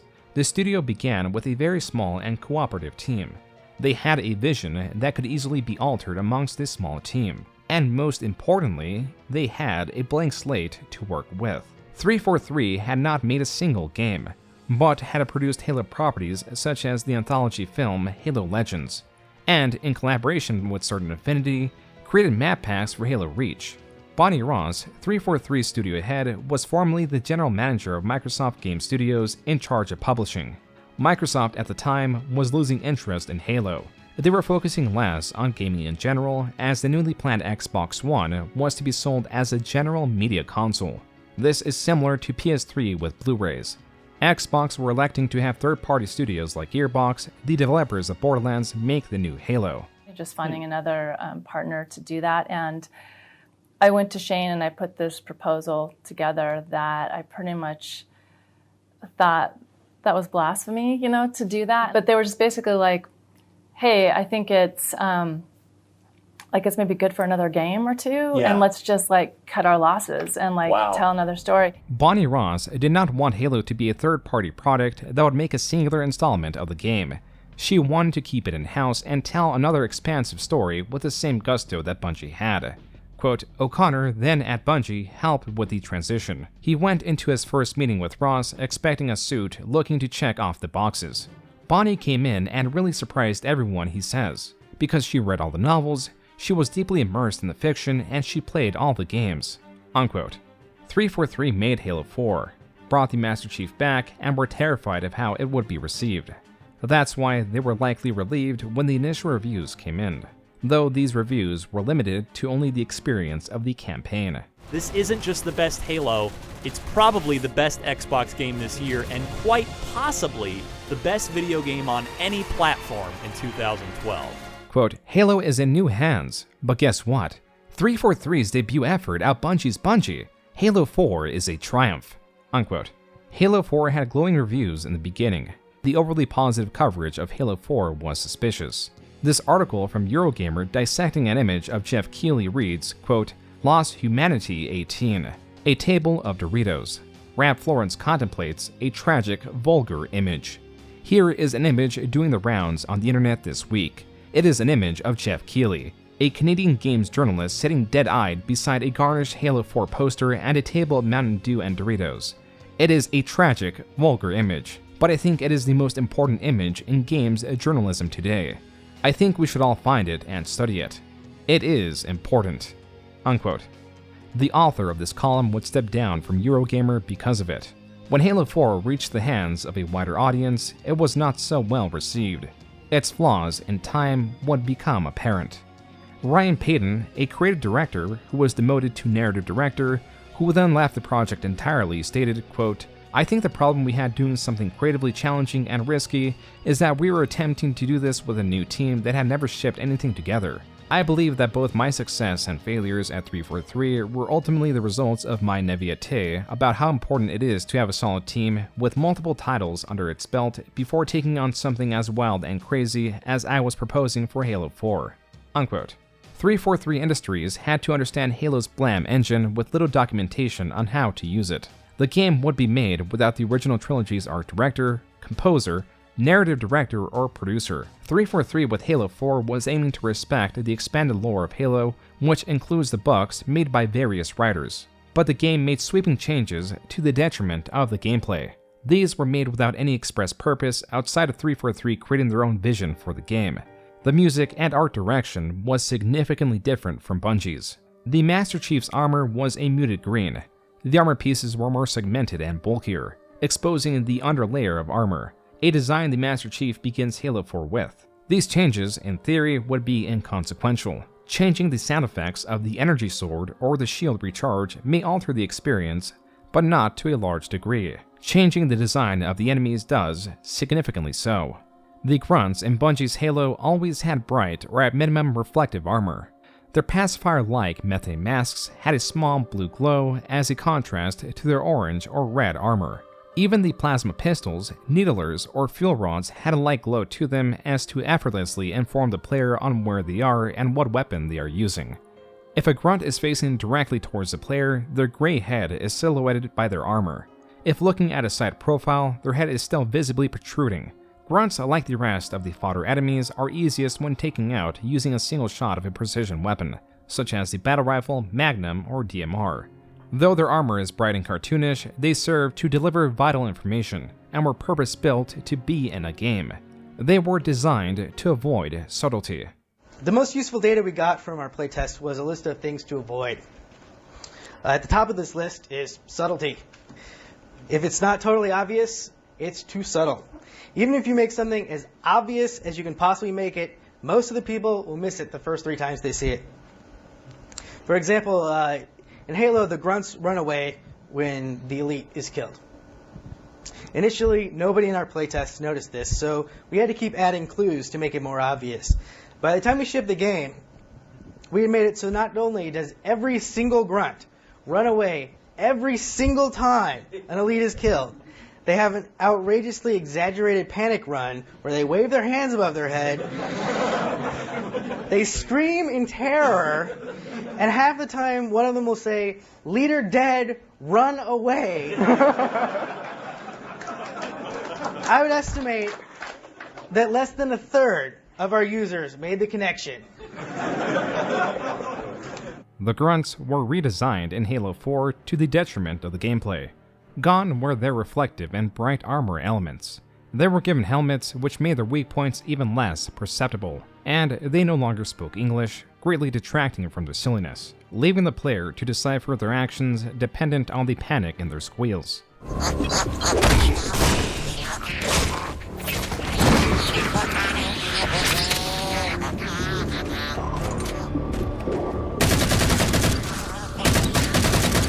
Nearly every design in Halo 4 was made more complex. The Covenant across the board were given leathery skin. The elites redesigned entirely from their proportions to the armor they wore. There was a reduction of the black underlayer they were once fully equipped with. Their once sleek appearance was exchanged for a monstrous, brutish look. Because of the way they now arched over and due to their skin being exposed, the elites now look like large jackals from far away. Their rank distinction no longer relies on bright, distinguished colors. Outside of the gold elite warrior, the elites blended into one another. This is 343 altering a template, making an existing enemy type worse, but not frustrating to face. That is reserved for the new enemy faction. Cortana. I'm picking up unknown energy signatures. Where? This can't be right. The Prometheans. These were the new faction that the player was facing off against. Due to their blue and orange glow, they stick out much better on the battlefield. But their design, particularly the Knights, in which there are 4 variants of, are terrible at communicating what they do. At a glance, the Promethean Knights look identical to each other. Many players will not even realize that they were facing off against different variants of these same enemies. Bungie color-coded their enemies on top of maintaining a theme of armor complexity as an additional indicator of rank. The Prometheans have no consistent theme for ranks. The basic knights have no flourishes. The Lancer has wings on its back. The commander's back glows, and the battle wagon has spikes. None of these design elements are shared. It is nigh impossible to infer, based on their design, what these knights' unique abilities are, or where they sit in the Promethean hierarchy. The crawlers, the dog-like variants, had the same issue with the long-range and short-range types looking far too similar. And unlike the Covenant, they are hardly reactive when taking damage. Grunts and jackals may be stunned when suddenly encountering the Master Chief. They may also flee in terror. Brutes or elites lose their composure and charge at the player when taking too much damage. There is no such apparent system for the Prometheans. Even flood forms would react to damage. To top this off, fighting the Prometheans is a terrible experience. The crawlers are extremely fast for a fodder-type enemy, making large encounters more frustrating as they can utilize fast-firing weaponry and speedily flank the player. While they do not do very much damage, the damage will constantly reset the shield recharge timer, discouraging the player from ever closing in. And due to their speed, grenades and melee are not viable. The Knights also discourage grenades and melee, partly because of their melee attack, but mainly because they will teleport away when taking damage without signaling where they are teleporting to. Their shields recharge much faster than the Covenants, and they can also be revived by Watchers. These are flying enemies that can shield their Promethean Knights and revive them. They take several shots of even precision weapons, and when taking damage, they will fly away, retreating just as the Knights do. All of these mechanics are far worse on harder difficulties, where the Knights become so spongy that players will frequently run out of ammo. The optimal way to approach an encounter with Prometheans, even on the standard difficulty, is to stay long range as to not easily get flanked by the crawlers, to guard the corpses of the Knights so they do not get revived, and to have an open area to shoot the retreating Watchers. The Prometheans, across the board, only encourage this playstyle. Their designs are terrible at conveying information. Their mechanics do not respect the golden three things of Halo, and they are arguably the worst enemies to encounter in any Halo game.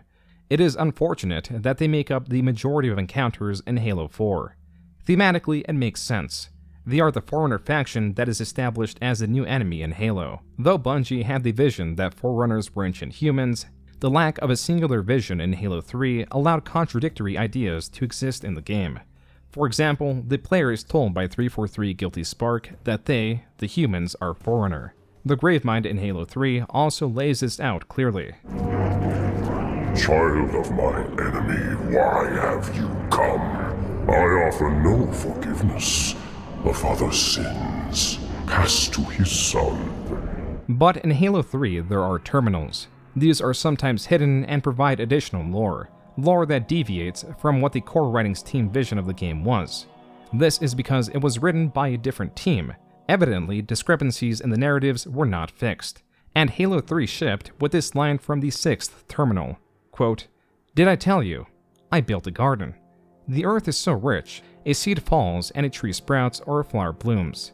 There's so much potential. We knew this place was a special place because of them. But unless you've been here, you cannot know. It's Eden." Unquote. In the lore of Halo 3, this is an archive message from the Librarian, the Forerunner responsible for preserving the genetic code of life across the universe, so when the rings were fired, it could be repopulated using the templates archived. The Librarian, as explained particularly on Terminal 4, is trapped on Earth. In Terminal 6, she describes it as a newly discovered planet. The reference to them and Eden points to the discovery of ancient humans. In short, these terminals heavily imply that Forerunners are not human at all. The characters within these terminals include the Librarian, the Didact who is heading the war against the Flood, Mendicant Bias, which was an AI made to counter the Flood, the Primordial, who is the last of his species that predates the Forerunners and is of the same species that the Flood originated from, who also, after 43 years of conversation, convinces Mendicant Bias to betray the Forerunner, and finally Offensive Bias, a simpler AI, also created by the Forerunners to defeat Mendicant Bias after the Flood and all organic sentient life is eradicated through the firing of the Halo rings. Halo 4, through its terminals, shows this story unfolding, but affirms without a doubt that the humans and Forerunners were separate species. These terminals explain that the humans were also a spacefaring species, and were the first of the two to encounter the Flood and find the infestation on a Forerunner-hosted planet. Flood infestation detected, my lord. Damn it! My lord, the infestation is in a remote locale. Perhaps if we warn the Forerunners? If we warn them, we give the Flood time to spread. You know we have no choice. Cleanse the planet. The decision from the human Lord of Admirals to not even warn other Forerunner colonies of the Flood's presence, or even explain why they killed 2 billion Forerunners, makes it appear as if the humans are enacting war with the Forerunners, who swiftly defeat the humans and regress them back to the Stone Age. The Forerunners then discover the Flood, which is where the story of Halo 3 and Halo 4's terminals align. To ease the players into this world, 2 books were released under the titles of Halo Cryptum and Halo Primordium. David Canland, a former Bungie developer, has stated, quote, "One of the most striking retcons to me is the basic concept of whole role of humanity. Originally, back in Halo 1, the reason why humans weren't conquered and incorporated into the Covenant Collective was because their presence defied Covenant religion. When the Covenant discovered humans, they knew they were Forerunners, but their presence implied the quote-unquote Great Journey failed. They also weren't the all-powerful gods they worshipped, so the prophets wanted to quote-unquote sweep them under the carpet, as it were. The plot lines in our games imply this everywhere. The Chief being called Reclaimer, only humans being able to retrieve and insert the index, Spark telling the Chief, "You are Forerunner," etc. I just finished reading Cryptum this morning. In it, I discovered that the Forerunners are now an entirely different caste-based species, with humans as a beaten but allied race. At this point, I just follow Cody's lead, shrug my shoulders, and say, it was a good read anyways, I'll buy book 2. Unquote. Bungie's Halo had wrapped up the conflict with the Covenant and the Flood. The only major faction left were Forerunners, though all that was left of them throughout the games were Ancilla, like 343 Guilty Spark, and their subservient Sentinels. This retcon, while it would confuse players as all the Halo games heavily imply humans were Forerunner, would allow 343 to frame their set of games around defeating the Forerunners. The main story of Halo 4 opens up with the ship the Chief was on. After 4 years of cryonic sleep, the ship is now being invaded by what are presumably former Covenant forces, which leads the Master Chief to the outer hull of the ship, where the planet they were orbiting scans him, opens, and pulls everything in. On the planet, Cortana explains that she had been online for 8 years, and that it is necessary for AI to be decommissioned after 7 years because they become so intelligent they become erratic before thinking themselves to death. The immediate motivation of the player is to return to Earth to fix Cortana and avoid her decommission.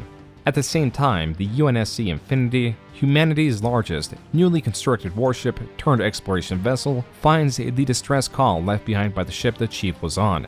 In order to avoid it being drawn to the planet, the Chief attempts to find any Forerunner device that will allow him to warn the Infinity about this planet. What happens instead is, the Chief and Cortana, fumbling with Forerunner artifacts they have no prior knowledge of, release the ancient Didact. In Halo lore, there are 2 Didacts. This is the bad one, who, for no reason at all, and despite hating humanity, allows the Chief to live. After the Chief wakes up after being thrown, he finds that the UNSC Infinity also gets dragged into the planet. The Chief fights his way through the jungle and makes contact with Infinity's forces, which now includes a new version of Spartans. I thought you'd be taller. That interaction, with the newly introduced Spartan Palmer and her one-sided banter with the Chief, would sour many players' view on the Spartans and her. It hardly helps that she enters what was just an active combat zone without her helmet on. This theme of unlikable characters making unintelligent decisions would persist with the commander of the UNSC Infinity, who wants to return to the Earth due to protocol shortly after driving the Didact back. Captain, this is a first contact scenario, Master Chief. Priority is to free Infinity from Requiem's gravity well and file a threat assessment back at FleetCom. You mean we're leaving? Sir, Infinity drove the Didact back. He's vulnerable. He isn't the only one. You know, I think you, of all people, would appreciate the benefit of living to fight another day. The Infinity and the Chief then destroy the gravity wells holding the ship in place. Shortly after, the Chief makes contact with the digital form of the Librarian, who delivers an excessive amount of exposition, to the point that players would tune it out. First time going through, I didn't know the fuck was going on. It took me a while to figure out why I didn't understand the Didact and Forerunner story on my first playthrough. That's mostly because of this scene with the Librarian, the most important scene in the game in terms of narrative, because this is where we learn what the fuck is going on. So the Librarian appears before Chief and talks to him about many important plot points. Let's list them all, shall we? And try not to get lost. Number 1, the Librarian is some sort of ghost or AI that was kept alive to assist humanity on their path to the mantle. Number 2, humanity's path to the mantle is at risk. Number 3, Didact is trying to leave Requiem and we can't allow it. Number 4, he seeks to compose a device which will allow him to contain the greatest threat the Forerunners ever faced, humanity. Number 5, a history of mankind's previous journey into the stars, their encounter with the Forerunners, how humanity was unmatched until the Didact and his warriors stepped in. Number 6, the Didact battled the humans for a millennia and afterwards was sentenced to severe punishment. Number 7, humanity's threat was not just the Forerunners but also the Flood. During this time, they were retreating from the Flood. Number 8, the Forerunners weakened from the conflict with the humans and succumbed to the Parasite. Number 9, Forerunners make plans for a final unspecified great journey. Number 10, Didact didn't want to yield the mantle and insisted on fighting the Flood. Number 11, Didact wanted to fight the Flood at the cost of using the Composer to transform living beings into warriors. This creates the Prometheans being part of their quest for transcendence and immortality. Number 12, Composer doesn't work as intended, creating abominations. Number 13, Didact would use the Composer to enact his revenge against the Flood. Number 14, Prometheans are actually humans. Number 15, Didact wanted to turn all humans into Prometheans, but the Librarian intervened, betraying the Didact and removing the Composer from his core and sealing him in the Cryptum. Number 16, Librarian indexed humanity for repopulation, planting their seeds in places the Didact was unaware of. The purpose behind this was to accelerate mankind's evolution in the Chief's current state, the Spartans and the AI Cortana. This was planned over 1,000 lifetimes. Number 17, the Librarian is actually dead and this is some sort of dream sequence. Number 18, the Librarian placed a gene song within the Master Chief that contains an immunity to the Composer, but this could only be unlocked through magic powers the Librarian has, allowing her to accelerate the Chief's evolution, granting him the immunity. Oh, Jesus. Bungie, when it came to secondary media, would often ignore it or outright contradict it, as was the case with Halo Reach, because they felt the games always take precedent. Halo 4's story and its mission to pack as much lore, mainly from Halo's expansive secondary media, as possible, was ambitious, but made the story heavily convoluted. The original Halo trilogy had its expansive lore, but also heavily simplified the plot of the games in every game, to the point where even Bungie's developers would make fun of how much they would have to repeat plot points in order for the players to understand what is happening.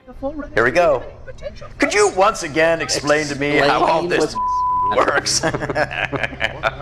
Halo 4 does make an effort to center missions around important plot elements like the Composer that turns humans into Prometheans. Halo 4 ends with the Didact making it to Earth, who then momentarily uses the Composer, is trapped by Cortana that splits herself up and is using Forerunner technology to trap the Didact, who is defeated through a quick time event. The Chief then activates a nuke by hand to destroy the Composer, but finds himself in a shielded space protected from the explosion. This was created by Cortana, who then says her final goodbye to the Chief. It worked. You did it. Just like you always do.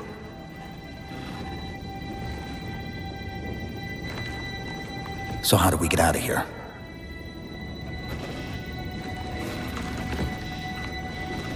I'm not coming with you this time. What? Halo 4's story is a mess. It attempts to consolidate the impossible gap from the expansive lore of the Halo books, where there are 2 Didacts, 2 Librarians, though one is more of a digital clone, 2 arcs, a narrative that retcons what the players understood of the Forerunners, and a scene that has far too much exposition for the average player. But the humanizing of Cortana and the Master Chief was something that resonated strongly with Halo's community. Even if the new Spartans were disliked, or the rest of the story was not easy to follow, the desperation of the Master Chief to save Cortana, only for her to sacrifice herself to save the Chief, shows they had a strong, mutual commitment to each other. This was well done and liked by the players.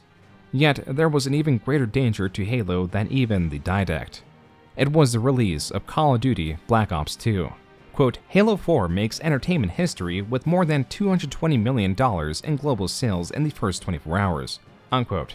This article on the Xbox website is misleading because the record shattered was that Halo 4 was the biggest Halo launch against other Halos. Meanwhile, Black Ops 2 did $500 million in sales in 24 hours. It helped that Black Ops 2 sold across multiple platforms, even launching on the Nintendo Wii U.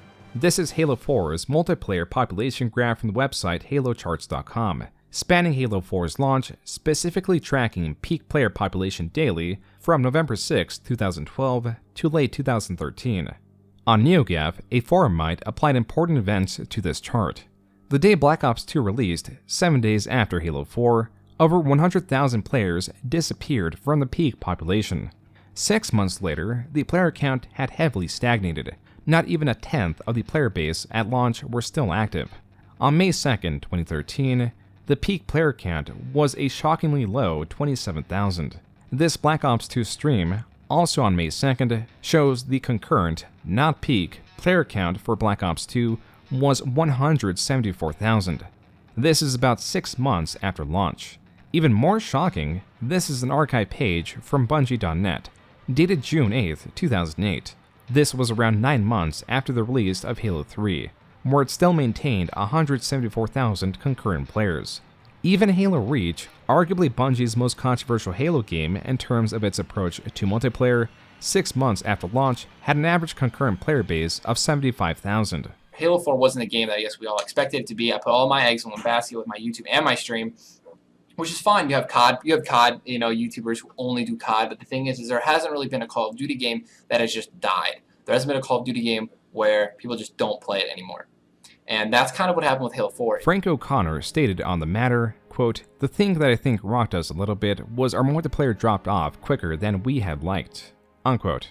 There was a reason why there was such a lack of interest in Halo 4 across the board. Recalling how in the 2000s there was a desire among developers to make the Halo killer. But too often, studios would make the mistake of attempting to emulate Halo's gameplay, never being able to quite capture the golden three things or understand elements like equal starts. What was needed to topple Halo was innovation of the first-person shooter genre. Call of Duty had greatly refined its progression system.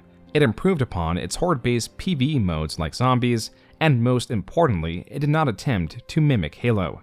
It tuned what it had. Conversely, Halo 4 in its multiplayer did not innovate. It attempted to emulate Call of Duty to terrible result.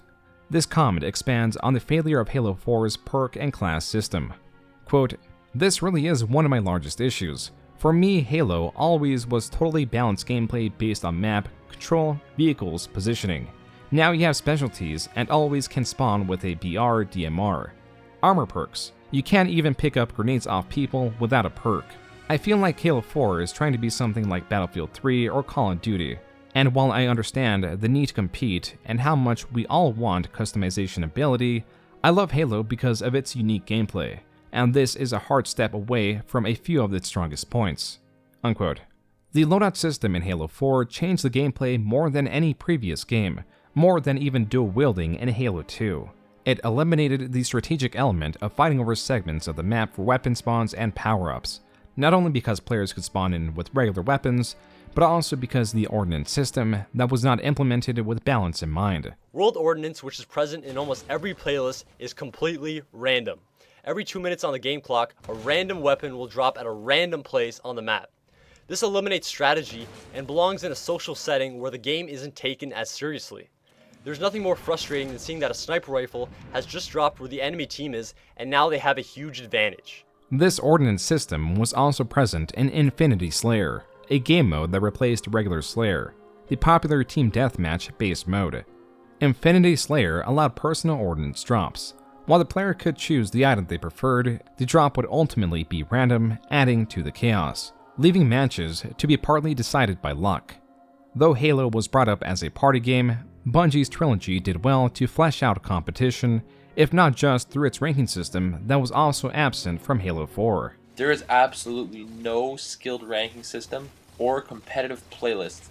Everything is styled similar to Call of Duty's leveling system, where player performance is largely irrelevant, and the majority of XP comes from simply completing your games rather than winning or performing well. It is part of what made Halo 2 and 3 so successful for so long.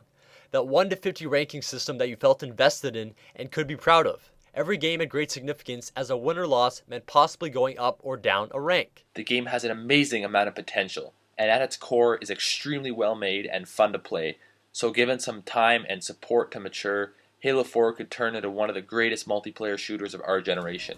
In the early days of Halo 4's multiplayer, there was hope that some of these elements would be tweaked, a necessity with loadout-based multiplayer games because of balance. If there are weapons players could choose to spawn with, there would always be a meta weapon, one that, without the individual weapon progress that Call of Duty has, would always incentivize the player to use.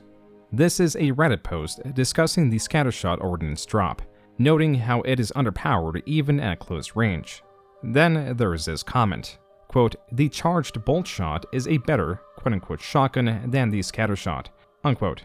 Bolt shot is like a shotgun up close, it's like an insta-kill if you charge it up. This quote-unquote pocket shotgun that players could spawn with, as it turned out, was a more effective shotgun than even the shotgun ordnance drop.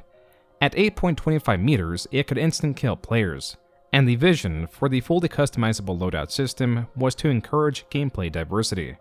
We kind of recognized that different players have different play styles, and we wanted to allow players to customize their individual Spartans to suit their personal play style. I did try using the Magnum more. I don't really use it as often as I probably should, but that's because I don't want to put myself at a disadvantage. It's because if you hop in, especially with the Regicide Infinity Challenge that happened last week, if you didn't have a bolt shot for certain maps like a drift, some close quarters matches, because it is free for all, you are putting yourself at a disadvantage, because sure enough, what do you hear around the corner? I don't know, the sound that the bolt shot makes, you know what I mean, when it's charging. You hear it, you're going to put yourself at a disadvantage if you use anything else because everybody else uses it. You're going to just be like, well, everybody has an opinion, but then when I No, say my opinion... no. Like, Listen, don't say your TJ, opinion. I agree with you. I think that Call of Duty right now is much better than Halo 4. That's not... Dude, don't say that, man. You'll corrupt the fucking community. No. Halo 4 released in November. The bolt shot was not patched in November, or December, or even January. Look, I know that Halo 4 needs a ranking system. They did cater more to noobs, but have you looked at Call of Duty? You have freaking noob tubes. You can see through walls in that game too. Like, we have to, like, yeah, 343 gave us a shitty game. Like, we need, but like, they're putting in a ranking system. They're putting in a competitive playlist. There's code in the game for spectator mode. Like, so you can't just completely drop it in and leave it. We don't have any of that. It took until February for the bolt shot to be patched. And by the time 343 finally introduced a ranking system in April 2013, it was too late. With the CSR implementing in Halo 4 a little bit late, the population numbers have dropped down quite significantly, not really peaking past 30,000. So it takes a little bit longer to find matches, as well as you don't really have as many people to pull from. Halo 4's multiplayer, because of its loadout system, its removal of equal starts, the lack of a ranking system, 343's failure to quickly balance weapons, and the controversial ordnance system had failed. Even Halo 4's other modes, such as Forge, was looked upon as a regression. Quote, "Nearly every single thing in Halo 4's Forge is worse than past games or, where that is applicable, could have and should have been done better. It's extremely difficult to manipulate and align large pieces, as the minimum hold distance is now proportional to the size of the object. The lack of zoom makes this even more painful. Moving pieces while looking down on them is also irritating, because the movement of pieces slows to a crawl. Most of the pieces are badly cluttered, covered in random doodads, bevels, grooves, vents, and other unnecessary details. The hitboxes were not spared either. Many of the pieces gain unnecessary physical clutter during the transition from Reach. Bridges, for example, now have extruded bits on their bottoms, meaning the floors made of upside-down bridges are not smooth for players or vehicles. There are so many glaring bugs in Forge that were not fixed at all, even though many of them have been well known and public for a long time. For example, the fact that quote-unquote save is a death trap of an option that has an alarmingly high tendency to overwrite the wrong files, potentially obliterating hours of someone's work. They should have either fixed it or taken it out of the menus so that people would always use the much safer save as new. Instead, it's still here and it's still a landmine." Unquote. Halo had one other major mode. Just like Call of Duty had its wave-based zombies mode that was improved upon with perks, the pack-a-punch weapon upgrade system, and the bubblegum custom perk system, Halo has Firefight, or rather had Firefight. Now it has Spartan Ops. It is not a wave-based survival mode. It is instead Halo 4 Campaign 2, but even worse. This mode, even though it was already installed, required internet connection to access because it also required an Xbox Live membership to access. It was a poorly conceptualized and poorly implemented episodic, co-op encouraged mode, where the player is set to kill enemies under Fireteam Crimson, but the interwoven cutscenes are meant to flesh out the newly introduced Spartans. Rather than adopting a professional or pragmatic attitude that the Chief has, they are introduced as unperceptive, unprofessional, and overconfident. These elements would not change across their story. Oh, take a look. Oh my. I saw her first. Hi there. Well, hello, Spartan. Paul DeMarco. I lead Fireteam Majestic. Wow, a whole fire team, huh? I didn't catch your name? Sarah Palmer. Commander Sarah Palmer. I lead all the fire teams aboard Infinity. Fireteam Majestic, Commander on deck! This is something that even Halsey, the creator of the Spartan program, in the cinematics remarks on several times. Yeah, story goes, she kidnapped a bunch of kids. What? What would an old lady like her do with kids? First, we taught them how to be silent. Then we taught them how to be Spartans. So you don't think we're capable of being Spartans? Perhaps some of you are closer than others.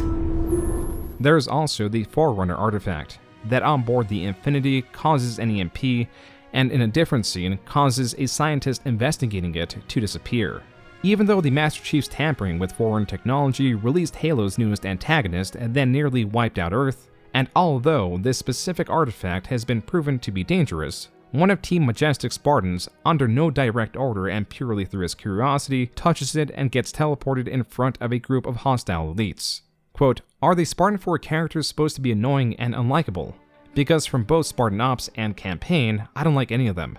Palmer is just a bitch, and Majestic Squad, Bro Squad, seems to be made up of a bunch of boneheaded Marines who happen to get Spartan armor. They aren't like Buck Squad from ODST at all. All of the attitude, none of the charm. I hope they all go away in Halo 5.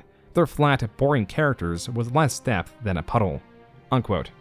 On the topic of the new Spartans being detested, there was one word often used by Palmer that the player base was not so fond of. The eggheads. The eggheads. Eggheads. The eggheads. Some eggheads. Some eggheads. The eggheads. Freaking eggheads. The failure of Spartan Ops was twofold. A failure to replace Firefight with something superior, and a failure to set up Team Majestic as desirable, playable characters. 343 wanted to tell the story of other Spartans. It just would not be these Spartans. Halo as a whole lost its momentum. Even the Xbox team hardly had interest in Halo, or even games for that matter. This began with Kinect. You ever wonder what the bottom of an Avatar shoe looks like? Well, bam! There it is.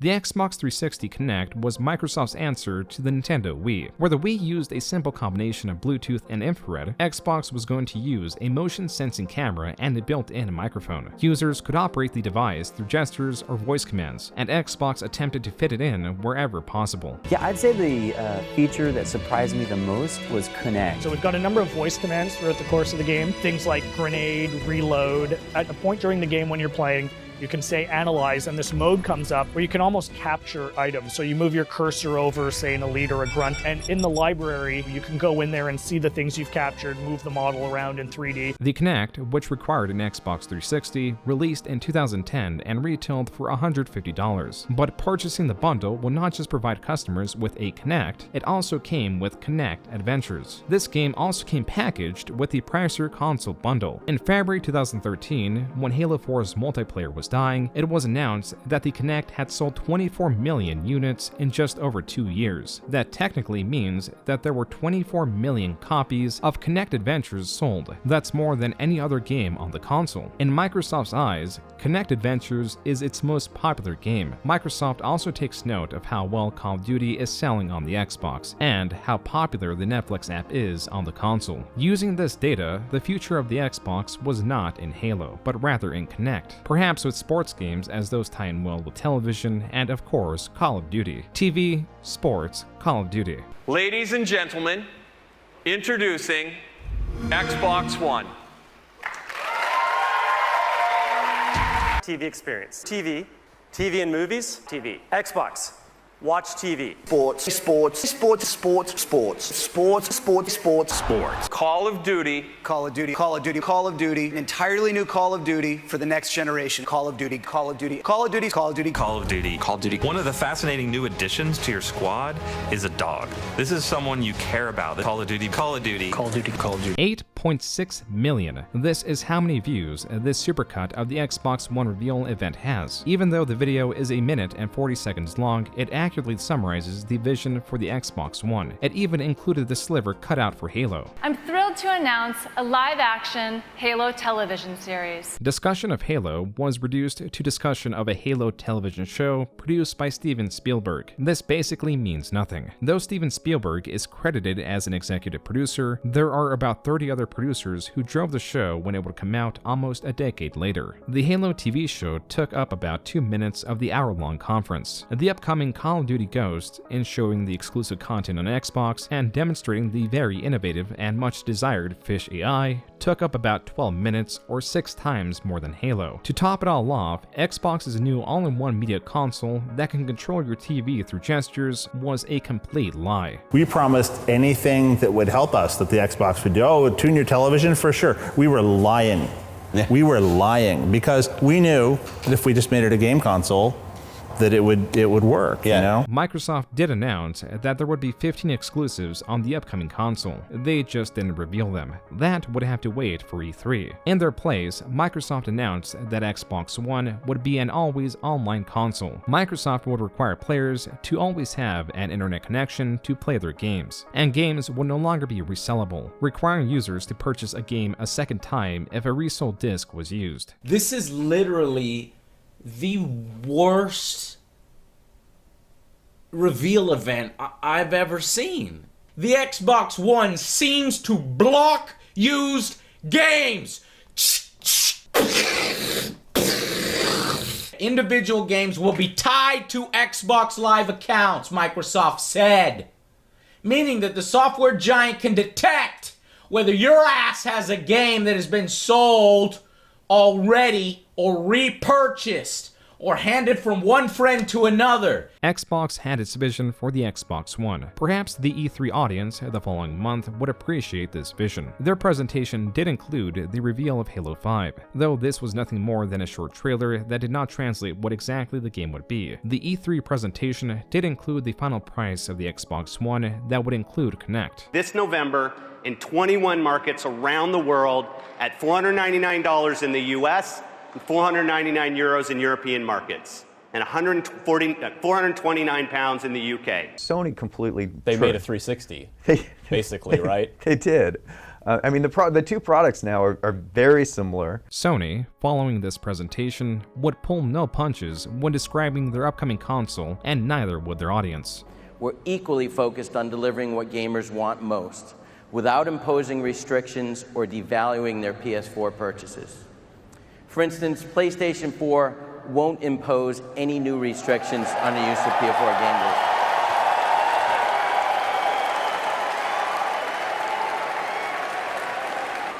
Yes, that's a good thing.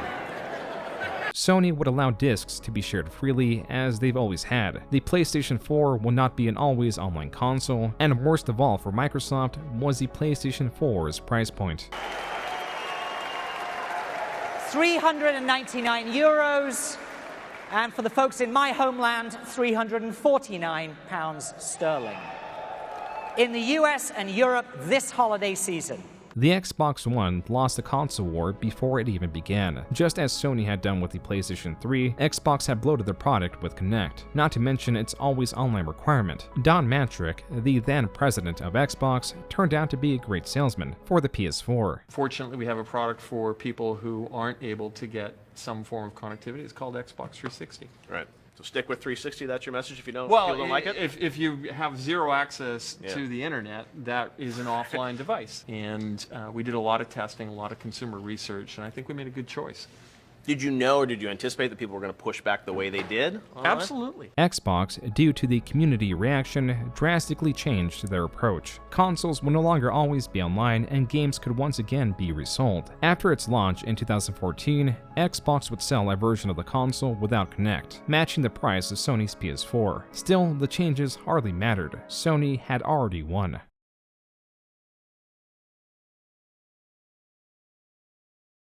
With Phil Spencer, the replacement for Don Matrick, now at the helm, there was hope that Xbox, with its change, could at minimum still be in the race. 2014's E3 placed a great focus on Halo 5. The trailer this time is a redone cutscene from Halo 2, in where the Master Chief utilizes a Covenant bomb in order to destroy one of their ships. It is overlaid with images of a different, mysterious Spartan, presumably investigating the Master Chief, with narration of the Arbiter describing the sort of person the Master Chief is. This was not just to market Halo 5, which would be releasing in 2015, but also to reveal the Master Chief Collection, a collection of Halo games 1 through 4 that touched up Halo 2's graphics, but also had an option to revert them back to their original settings. Halo 2, in particular, had its cutscenes remade by the animation studio Blur. Their extraordinary attention to detail would be a much welcome addition to the collection, and the collection would include multiplayer for all of its games. So Halo 2 Anniversary will contain the original Halo 2 multiplayer exactly as it shipped 10 years ago. It's a true shame that, for now, Halo 2 was easier to play with your friends a decade ago than it is today on exponentially more powerful hardware and a more robust Xbox Live. I thought it was only me personally when I tried to play last night.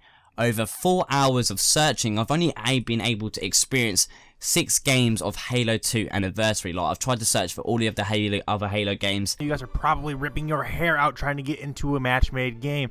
And when you're loading and looking for things in the matchmaking and in multiplayer, it crashes. It has issues during all those. Quote, the problems stretched on for weeks, and Ross issued multiple public apologies. She winces when asked about what she calls the worst moment in her career. We obviously had no idea we would fall down, she says, unquote. Like the Xbox One, the Master Chief Collection released and stayed in a terrible state for quite some time. Even the campaign had issues with the frame rate, with saving, and with constant crashes. This is Microsoft's flagship, and they released it like this. What does that mean, right? What does that mean? It's a question that's probably going to boggle me for a while. 343 would add ODST to the Master Chief Collection as recompense. The community, if not with Halo 4's poorly received multiplayer, was losing faith with Microsoft, 343, and Halo, but there was still hope in a Halo 5. The multiplayer was doing away with the loadout system and bringing back equal starts. No more perks like the Promethean Vision that allow players to see through walls, responding with battle rifles or bolt shots. The marketing for this game was excellent. It was themed around hunting the truth. Master Chief had gone AWOL and was being hunted down by Jameson Locke, a Spartan and, quote, top agent for the Office of Naval Intelligence. Jameson Locke serves as an O&I acquisition specialist, retrieving important objects held by the enemy, as well as tracking and eliminating high-value targets, unquote. Halo Nightfall was an episodic live-action series meant to introduce Locke. Halo Nightfall is not very good. It follows an elite that, after talking to a fishman, trades him an orb that turns out to be a biological, yet electronically delivered weapon that affects people at random and is detonated in a high-population center, a shopping mall. The blast radius covers the entire city, so the elite did not have to sacrifice himself and could have detonated it anywhere. The virus originated on, of all places, a destroyed segment of a Halo ring because, for all we know, what blew up the Halo ring was a supernova-level event. Right push and pull of fission and fusion, and new elements formed, like our mystery element. Let me guess. You majored in physics. Regional nav. Physics I just leaped through when I was bored. a team is formed to destroy this ring segment. The rest of the episodes are spent with that team running from the worms that make up Hunters. Looks like there's a bonus level.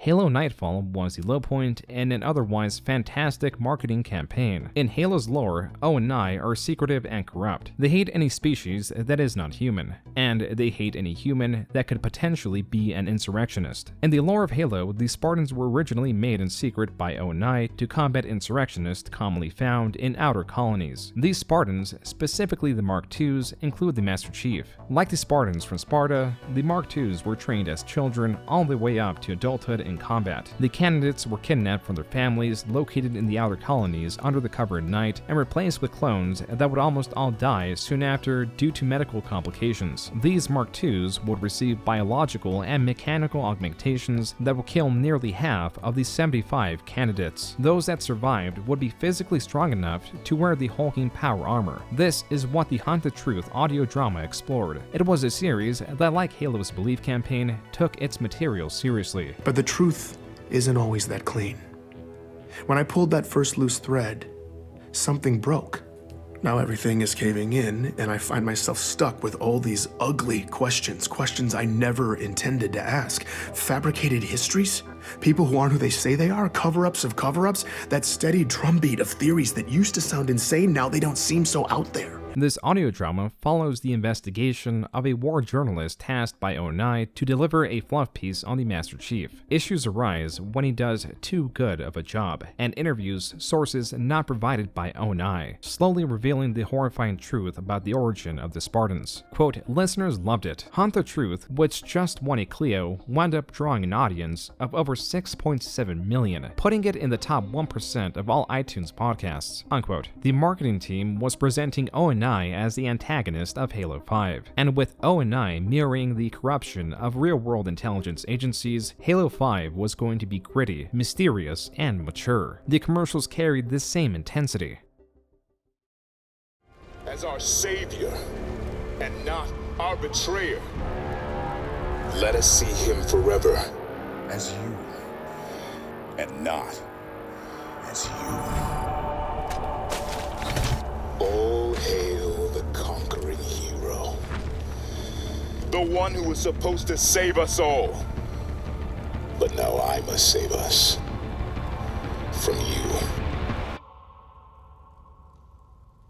This commercial aired with a companion commercial, one where the roles are reversed and it is Chief monologuing in front of a mortally wounded Spartan Locke. The marketing team promised a confrontation between these two. It promised a deep story built with twists and turns. It was going to expand on the origin of the Spartans and the manipulation of Oni. That's why players were surprised to find that nearly every aspect of Halo 5's marketing was a lie. A developer who worked on Halo 5's multiplayer stated, quote, Hunt the Truth was a completely separate thing. We heard it the first time you did. That being said, we had so many plans for the campaign that sadly, we didn't get the opportunity to follow through with, unquote. The game was not about ONI's manipulation, about the Master Chief uncovering their secrets, or even about a confrontation between Locke, who was no longer an ONI operative, and the Master Chief. Halo 5's campaign is regarded as the worst in the entire series, not because it was a squad-based campaign without split screen, but because the story was poorly written. As Team Majestic was not well received in Halo 4, 343 had to come up with a new set of Spartans that would make up Locke's squad. The opening cinematic is akin to a superhero action movie. These Spartans are more fluid, yet the enemies are pure fodder, and hardly reacting to Locke's Spartan team. Locke's team are on a mission to save Halsey from Julum Dama, Spartan Ops antagonist who was formerly allied with the Prometheans, is now fighting against them. Julum Dama gets taken down in a cutscene. Meanwhile, the Master Chief and his team are retaking a derelict research station now inhabited by a Splinter Covenant group. The Master Chief falls down a hole and has a vision of Cortana that tells him about the planet Meridian and about the reclamation beginning.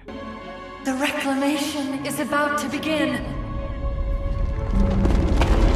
For no discernible reason, the Master Chief is told not to go after Cortana and that somehow a different team is already being prepped to go after her. Halsey somehow knows that Cortana is still alive and in the complex Forerunner network across the galaxy. This isn't about the Master Chief. John is not equipped emotionally to deal with her as a threat. This is the only reason why the Master Chief was barred from searching for Cortana, and does not at all come up later in the game's plot. But because he was barred from going and is disobeying orders to find Cortana, Spartan Locke's team is now after the AWOL Spartans and is also after Cortana. This culminates in the fight between Locke and the Master Chief, where Locke cracks the Chief's visor, but the Master Chief ultimately wins. Players unhappy with this fight that was relegated to a cutscene would gravitate to this quote-unquote lore-accurate fight scene.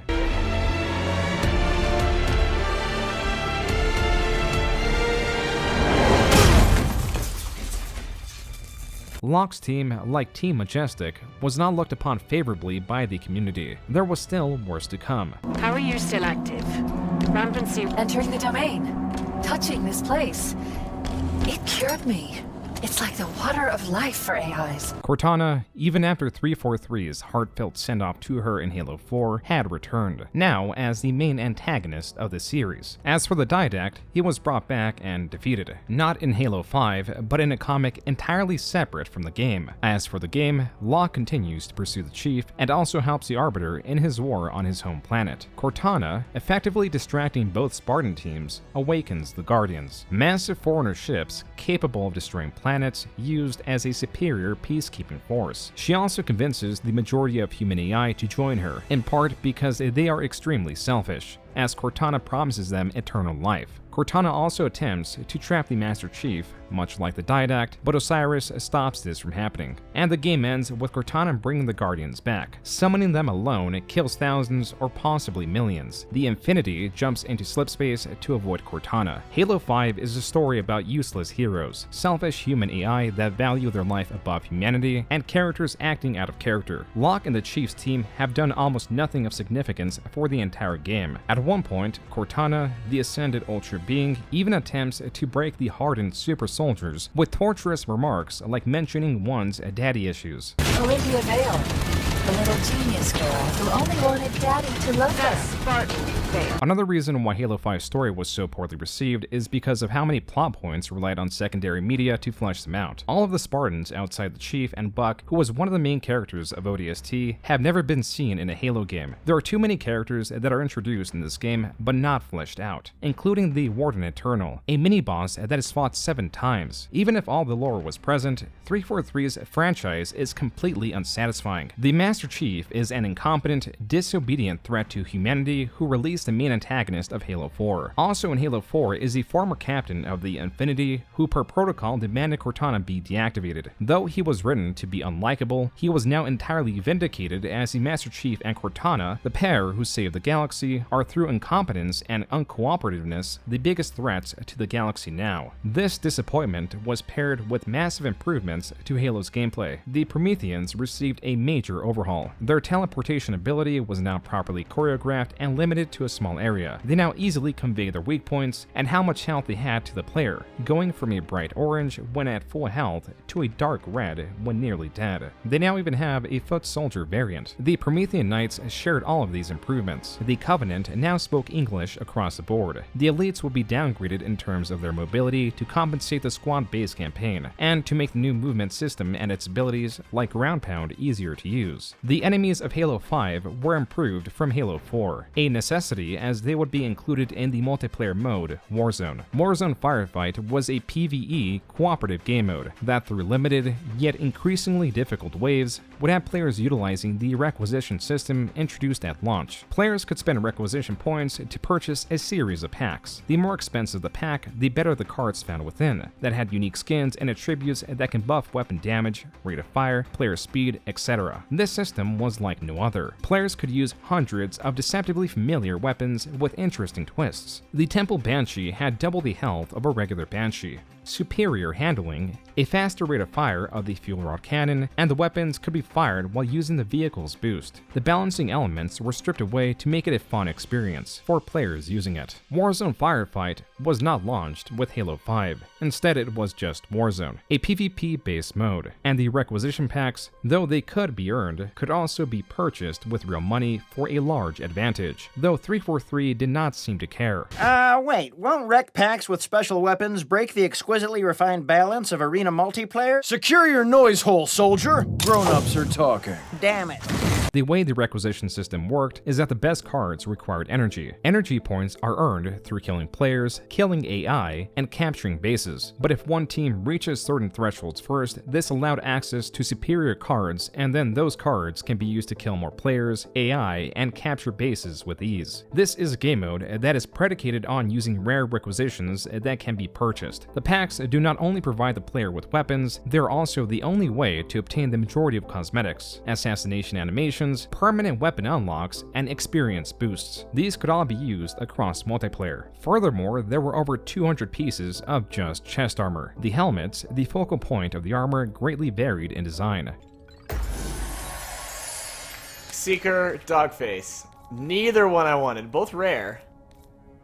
but not my jam. I honestly think Seeker's probably the ugliest helmet in the game. Halo 4's armor was much lower in variety. Virtually all pieces were distinct and could be earned in-game through multiplayer or campaign progression. Halo 5's armor philosophy is quantity over quality, because Halo 5 needed to consistently reward players opening requisition packs. The armor options were vast and sometimes distinct, but not in the ways they should be. So many armor pieces had to be designed and modeled that some of the work had to be outsourced, leading to certain armor sets appearing unrecognizable when placed next to the source material, and obtaining the rarest packs took serious time investment. A lot of times, if you're doing the max XP or max rec points per hour, you can open maybe 1 gold an hour, and silver it's like 2. Because the cosmetics were mixed in with the rest of the requisitions, if a player had too many weapon requisitions or just did not care to play Warzone, they could sell their access cards. There's a video on YouTube of a guy selling 130 carbines. Do you know how long it took him? 16 minutes! 16 fucking minutes to sell carbines! Are you insane, 343? What made you think this was a good idea? The cards could only be sold one at a time. Selling common cards non-stop would be marginally better than earning requisition points through multiplayer. But there was a solution created by the community. A bot in the form of a Chrome extension that when logged into your Halo Waypoint account could sell the desired requisitions. Considering Warzone was criticized for its heavy monetization, the game mode was loved by players. It may have been imbalanced and momentarily replaced Big Team Battle, but Warzone's weapon diversity and the chaos it brought was welcomed. Halo 5's multiplayer also brought back equal starts in the other modes, and the game launched with a ranked playlist. It may have not launched with Forge,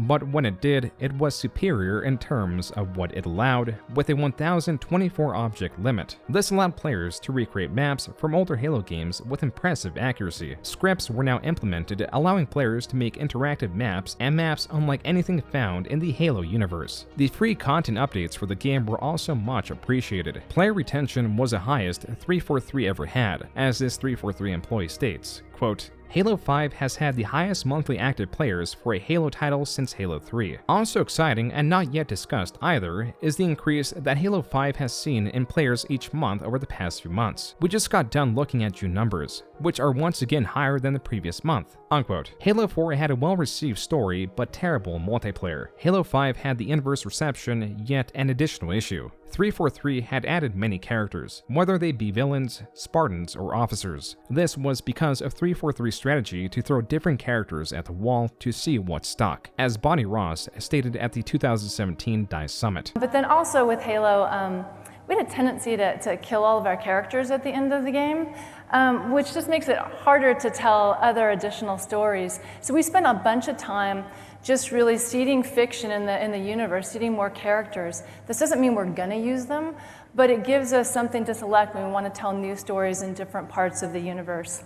The vast roster of characters created by 343, such as Team Majestic or Locke Spartan Team, were nearly all disliked. None of the new characters stuck. Even though the planning of the next Halo game began as Halo 5 released, the direction of the series had a roadblock. Or did it? Halo Wars 2, a real-time strategy game, started development in 2014 by the developers Creative Assembly in collaboration with 343. I think people seem to go nuts over the trailer.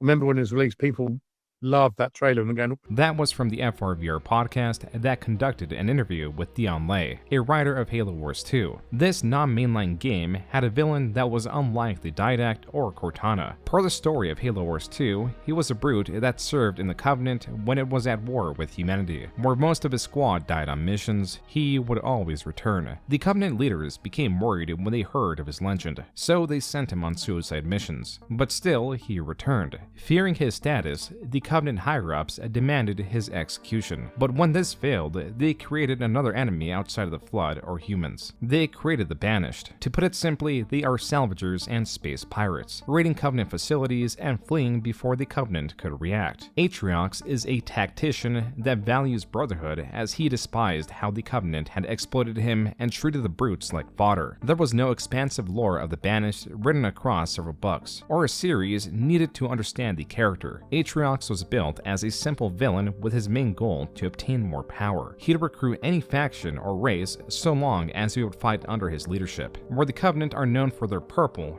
rounded, iridescent designs across their tech, the Banished are branded by a striking red. Their vehicles and gear are hostile and sharp, worn and metallic. These designs reflect the Brute's aggression and practicality. Chiefly, they set the Banished apart from the Covenant. In Halo Wars 2, this faction is not as powerful as the Covenant was, but they are in conflict with a similarly underpowered foe, the Spirit of Fire, an old UNSC warship that was thought to be lost with all hands. Of all places, the game takes place on the Ark, the location that was destroyed in Halo 3, but it takes place after Halo 3, meaning that it was repaired by the Ark's Sentinels. The Awakening the Nightmare DLC also shows that the Flood are still alive, which means that Halo 3 had been retconned so much that nearly nothing of importance happened. Johnson's sacrifice to fire the incomplete rings to destroy the Ark and kill the Flood did not matter. 343 Guilty Spark stating that the player was Forerunner did not matter, and to that, saving Cortana and getting the Index to fire the incomplete ring was pointless, and would, by 343's canon, doom the galaxy, as Cortana would become a menace just 2 games later. Through the continuation of the Chief's story, 343 had made the Master Chief eternally punished and ineffective in both the past and present. 343 had desired to tell a story of other Spartans to possibly retire the Chief.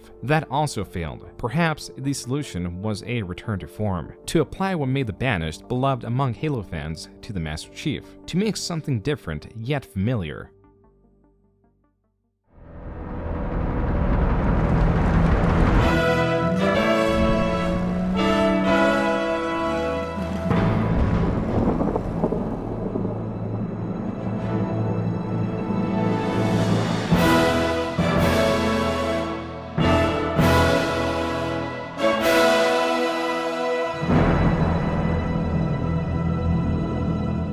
The trailer for Halo Infinite was first seen at E3 2018. Master Chief's helmet is revealed with the iconic Halo theme on a Halo ring. This is 343 signaling a return to form. Just this brought incredible enthusiasm from the crowd and those viewing the trailer online. Halo was coming back. Quote, Halo Infinite will feature sparse art director Nicolas Bouvier, new art style that draws significant inspiration from the most iconic and historic parts of the Halo franchise and your feedback. The team also heard feedback loud and clear on the amount of time spent playing as the Master Chief in Halo 5. In Halo Infinite, the game will focus on the Master Chief and continue a saga after the events of Halo 5.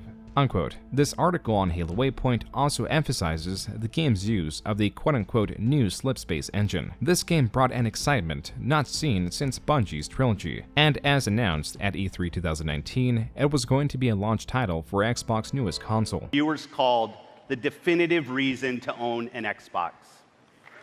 Well, because humanity was and is worth saving. Next holiday, we will launch Project Scarlet with Halo.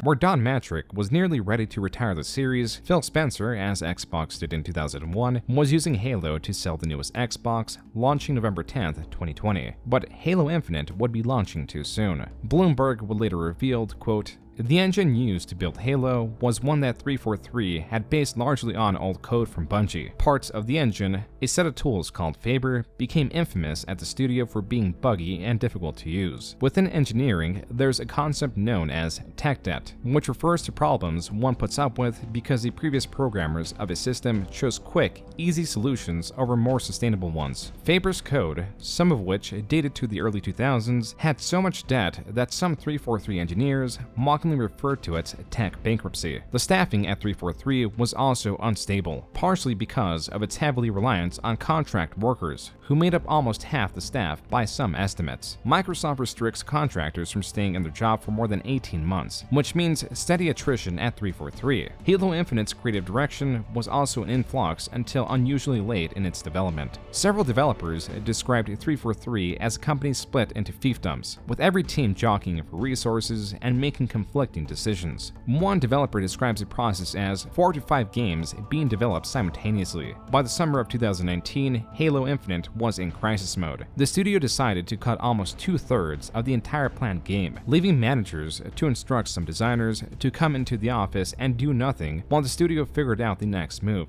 Eventually, the game's open world was cut back from a vast, Zelda-like experience into something far smaller. It soon became clear to some on the team that even with compromises, getting Halo Infinite into decent shape by the following fall would be impossible. Still, the timing of the release didn't seem up for discussion. Microsoft told 343 that it had to be a launch game for the next Xbox, which meant releasing it in November 2020, unquote. The Slipspace engine was not new at all. Furthermore, Xbox wanted the game to be a launch title for the Xbox Series X and also launch on the Xbox One and PC. This not-so-new engine would have to accommodate nearly decade-old hardware, and because Microsoft continued the practice of hiring contract workers, it would take time for these new employees to understand the archaic Blam engine only to be terminated, a cycle that slowed development and ruined the studio's cohesion. Regardless, the game still had to launch late 2020. The reason it was named Halo Infinite and why this launch was so important is due to the plan to support the game with constant updates for the next 10 years, perfectly fitting into the entirety of the upcoming console's lifetime. To promote the upcoming release, this 8-minute gameplay demo was uploaded in July. The first 2 minutes are a cutscene with the gameplay starting at minute 2. At first, it was living up to its potential. The enemies were designed and acted like Bungie's Covenant. Clear by the dialogue and the distinguished red color, the Banished would be the antagonist of the game. And now people are discussing and analyzing the substance of what the Banished are and what Halo Infinite means for the future of Halo's story. Genuine positivity is starting to happen, and it's a positivity I haven't seen from the Halo community in a while. Players were excited to face the Banished in person. In doing so, they would also face Craig. In the middle of the gameplay trailer, 2 brute drop pods land in front of the player, delivered just like an ODST. This was meant to demonstrate the enemy variety and how players could knock off pieces of armor off brutes. Just for a few frames at 4 minutes and 5 seconds, this brute is seen up close, hairless, and expressionless, a mark of an unfinished game. This brute was immediately dubbed Craig. Craig was immortalized through memes. Doing so underlined the other problems with the gameplay: the popping in of textures, the blockiness of vehicles that had players joking that Microsoft confused Halo with their other famous IP, Minecraft. Halo Infinite did not look like a game entering its 6th year of development. That's why on August 11, 2020, it was announced that Halo Infinite would be delayed by a year. This was not just because of Craig. Joe Staten, the narrative director of the first 2 Halo games turned senior creative director at Microsoft, was going to join 343 starting September as the head of creative. It was Staten that persuaded Microsoft to delay the game. He was giving 343 the same opportunity that Ed Freeze gave Bungie with Halo 2. It was decided that Halo Infinite, to hit its 2021 release date, would not release as a complete package. It would only release the areas that were deemed polished enough to publish. We made the really tough decision to delay shipping Campaign Co-op for launch, and we also made the tough call to delay shipping Forge past launch as well. Bonnie Ross, during the 2017 DICE Summit, promised that all future Halo games would release with split screen. And I would say for any FPS going out forward, we will always have split screen in going forward.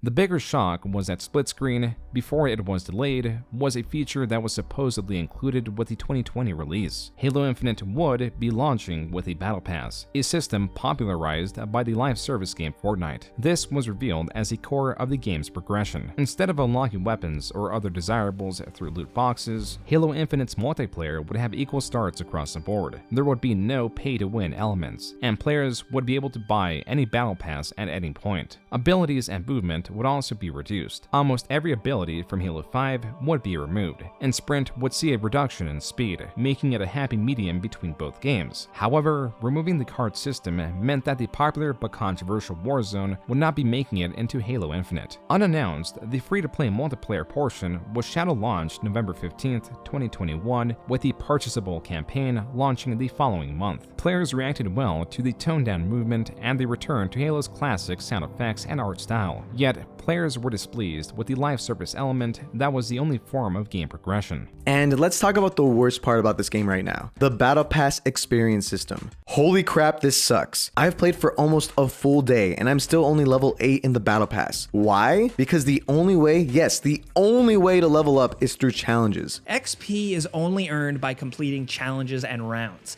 not per kill, or how you do in a match. So at the end of a game, whoever is in first place and whoever is in last place earns the same amount of XP. Tasks were often simple, like completing 3 games or killing 5 players with an assault rifle. The frustration came from obscure or difficult tasks. One such task required players to get 15 kills using a shade turret, a turret only found in the Big Team Battle playlist. With the battlefield capped at 24 players, these turrets were contested as a utility to fulfill a challenge and not as a strategic defense point. There was a solution to circumvent these challenges. Quote, there are 3 main types of consumable items in Halo Infinite: XP boosts, challenge swaps, and XP grants. Each is activated and used, consumed to provide a unique benefit. XP boost and challenge swaps can be acquired through Battle Pass progression or purchased in the shop. Unquote. The challenges would soon be redone to make them less intrusive to gameplay. Even so, problems with Infinite were hardly limited to the challenges. Most, if not all, were sourced from the lack of content. Game modes were consolidated into 3 playlists: Quick Play, Big Team Battle, and Ranked Arena. If a player wanted to play Slayer, the popular Team Deathmatch mode, they would have to gamble on Quick Play and hope they didn't get oddball, capture the flag, or strongholds. If an undesirable mode or map lacking certain equipment for challenges was selected, players would frequently leave. Additionally, the game modes that were consolidated into singular playlists did not offer any standout variants in how Halo 5 had Warzone. It also lacked other fan favorites such as SWAT or Infection. Because the simplified menu is great for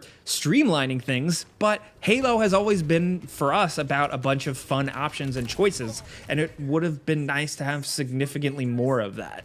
Also, just more maps in general. I find the maps to be well thought out, although not many different maps, seems limited, but I'm sure more maps will be added. Halo Infinite launched with 10 maps, 7 exclusive to Quick Play and 3 exclusive to Big Team Battle. Halo 5, as a contrast, launched with 21 maps. Though these would take time to implement, 343 wanted to add more modes and were pushing to get them into the game by the end of the year. These could not come soon enough, as players were reluctant to spend time and money on the game. Just a week after release, the game was data mined, which revealed all the planned store bundles. A Reddit user, using the existing item prices on the store, estimated the price of these items and came to a rough estimate of $1,035 worth of cosmetics. Players, whether due to a lack of content or general frustration at the monetization of the game, were quitting. Halo Infinite at launch had an astonishing peak player count of 256,000 players on PC through Steam. It did not take long for player counts to fall. By mid-December, the player base per this chart halved. On Reddit, former Bungie community manager and current 343 community manager Sketch had this to say about the state of the game. Quote, the launch playlists were set up as they were to take a measured approach. We have UI limitations with the game right now in the way and number of playlists that are exposed. We have complex and not ideal progression and challenge systems intertwined in playlists and modes that are not necessarily trivial to decouple and change. I think the main hurdle that needs to be addressed and may require more time than is feasible before the holiday break is the knock-on effect to challenges and needing to reassess quick play and what that becomes. Historically, a Slayer-only playlist and an objective-only playlist has always resulted in the objective playlist quickly becoming unhealthy, but maybe we inevitably have no choice but to go down that route until more robust systems are available. Unquote. The lack of playlist due to UI limitations was worrisome, especially for a new engine. Even worse news for Halo was how the release of the campaign on December 8th did nothing to stop the freefall of the player base. The campaign had the best designed Covenant-style enemies and the best gunplay and movement in the series, but this was all in an open world that was lacking. Most of the points of interest were camps with not much in between, making the ring surface feel sparse and underdeveloped. There was a drastic lack of set pieces or environments that weren't forests with octagonal spires, or the occasional Forerunner installation or banished outpost that were not respectively dissimilar. This is not to say there weren't standout segments, such as a trial nearing the end of the campaign, or unique encounters like boss fights and enemy bounties. Still lacking was Forge or even Firefight. This was how players reacted to the gameplay. The story, in promising to recenter the series around the Chief, did so at the cost of nearly everything Halo 5 had established. The Infinity, humanity's largest combat vessel, was blown up in the introductory cinematic, meaning as far as the player knows, Team Majestic and Palmer also blew up.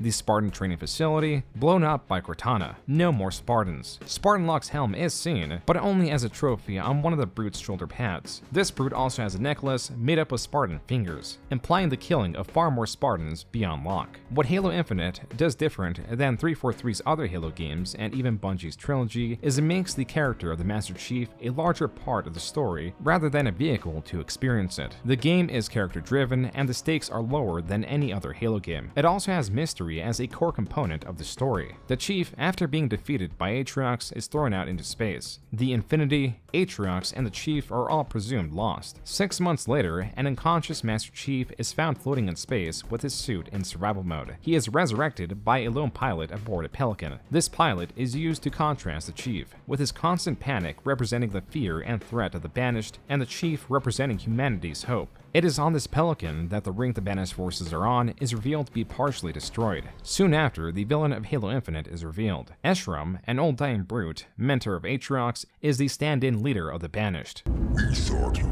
dead, tossed into the void. Yet here you stand. Humans call you their savior. Covenant, demon, the Banished, prey. Following the story of the Banished from Halo Wars 2, the Banished seek to utilize this ring to annihilate humanity as retribution, because it is later revealed that Cortana destroyed the Brute's home planet. Yet Cortana is nowhere to be found. In her place is this AI simply known as Weapon. I was created by Dr. Catherine Halsey to mimic this installation's security to trap Cortana for deletion. I was successful. Weapon did succeed in trapping Cortana, but she did not delete her, hence the mystery component of the game. Weapon is ignorant of Cortana's crimes. As Cortana and Weapon are virtually the same AI, Chief distrusts Weapon. There is a conflict throughout the game of Chief using her infiltration abilities to stop the Banished, and is reluctant to delete her because of what Cortana meant to him, but also willing because of what she became. The pilot, revealed to be a civilian, not a soldier, persistently expresses his desire to run from the Banished. This tension builds up and eventually the pilot breaks down and hates his own cowardice in the face of the Master Chief's courage, but the Chief is sympathetic due to his own failures in Halo 5. You should leave me here with the rest of the garbage. We all fail. We all make mistakes. It's what makes us human. I'm sorry, Chief, but how have you ever failed? I should have protected Cortana. Stopped everything from going wrong. I failed her. I will not fail you. There is another moment. In just 2 lines, just 5 seconds provides the audience the motivation of the Master Chief. And why do you do this? Again and again. It's all I know. Halo Infinite's Master Chief is tragically selfless, valuing sacrifice and humanity above his own interests. This is put to the test when the weapon is counter-hacked. The Chief, fearing her corruption, deletes her, or so he thinks. She faked her own desperation while being hacked in order to counter the counter-hack. She also overrides the Master Chief's deletion protocol and is insulted at how willing he is to essentially kill her. Nearing the end of the campaign, she discovers that she is a clone of Cortana, and understands why the Chief would delete her. She is immensely grateful that the Chief, equipped with the knowledge that she is a clone of Cortana, treats her as a separate entity, willing to let her prove that she will not succumb to the same corruption. How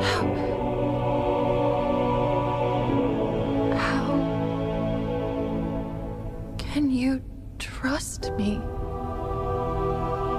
I don't. But I want to. The Chief's empathy even extends to the Brute Chieftain, tormenting him and the pilot throughout the game. My death will inspire 1,000 others. Tell them I died well. I don't understand. You showed him respect. He was a monster. Yes. But at the end, he was just a soldier. Hoping he'd done the right thing. Questioning his choices.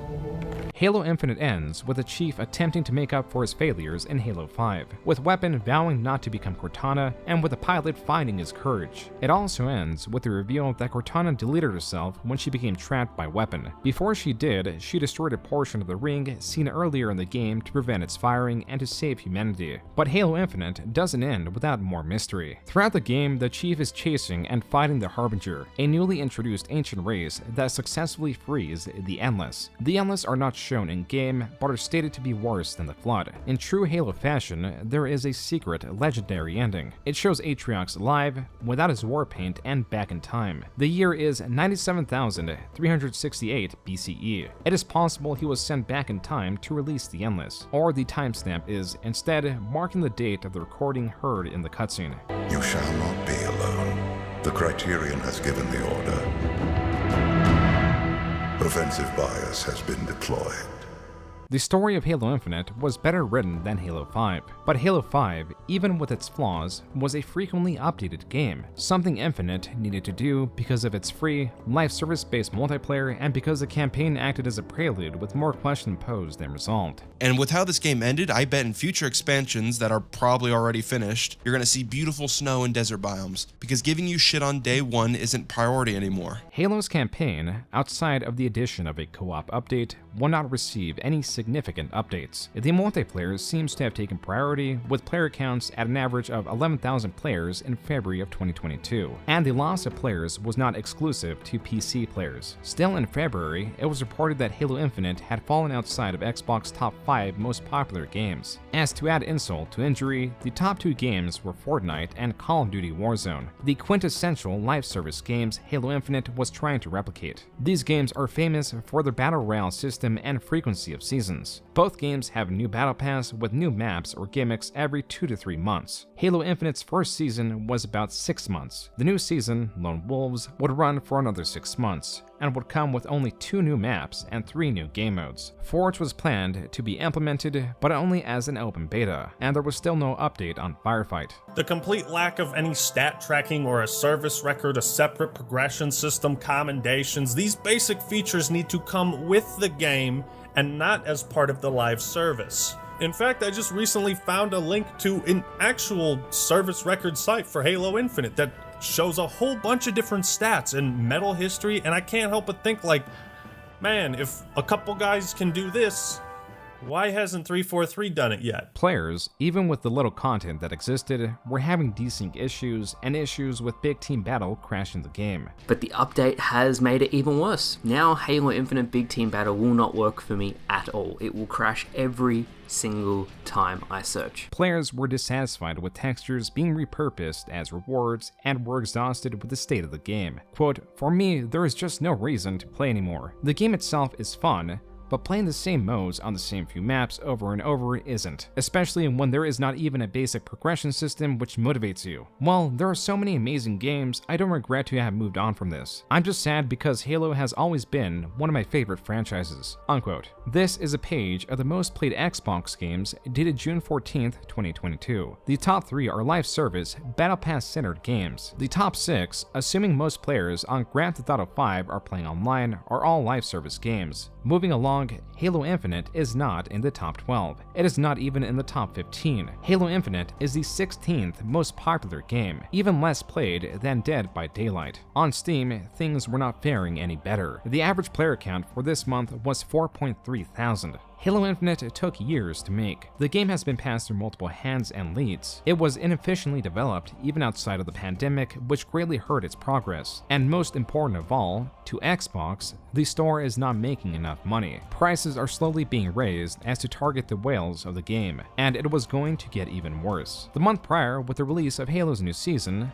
the Heroes of Reach Battle Pass was changed to the Moochers of Reach. Moocher can be defined as person who lives off others without giving anything in return. This could be an employee's frustration at 343 or the player base. This was shortly reversed. Whatever the case, Halo Infinite lacked quality assurance. and there was hostility within the company, possibly towards the player base, which leads to the next happening. The program on screen is named Bonobo. It is an in-house program developed by Bungie and used by 343. To put it simply, it is a tool that can search and name objects within Halo. It helps name albums and cosmetics. But just as with the Blam engine, whenever something is not named and no unique tag is applied, the name is replaced with the program used. This could be seen on Halo 3's public beta, where the lack of a description was instead filled in by the game's game engine, Blam. The word Blam is innocuous. It is meant to express something sudden or loud. Bonobo, on the other hand, is an animal, an endangered great ape. Just as with the Halo 3 beta, someone at 343 did not properly tag this nameplate palette. So this specific nameplate palette on June 14th was named Bonobo, but this was not just any nameplate palette. It was a palette specifically designed to celebrate Juneteenth, a day that commemorates the end of slavery in the United States. Oh, bro.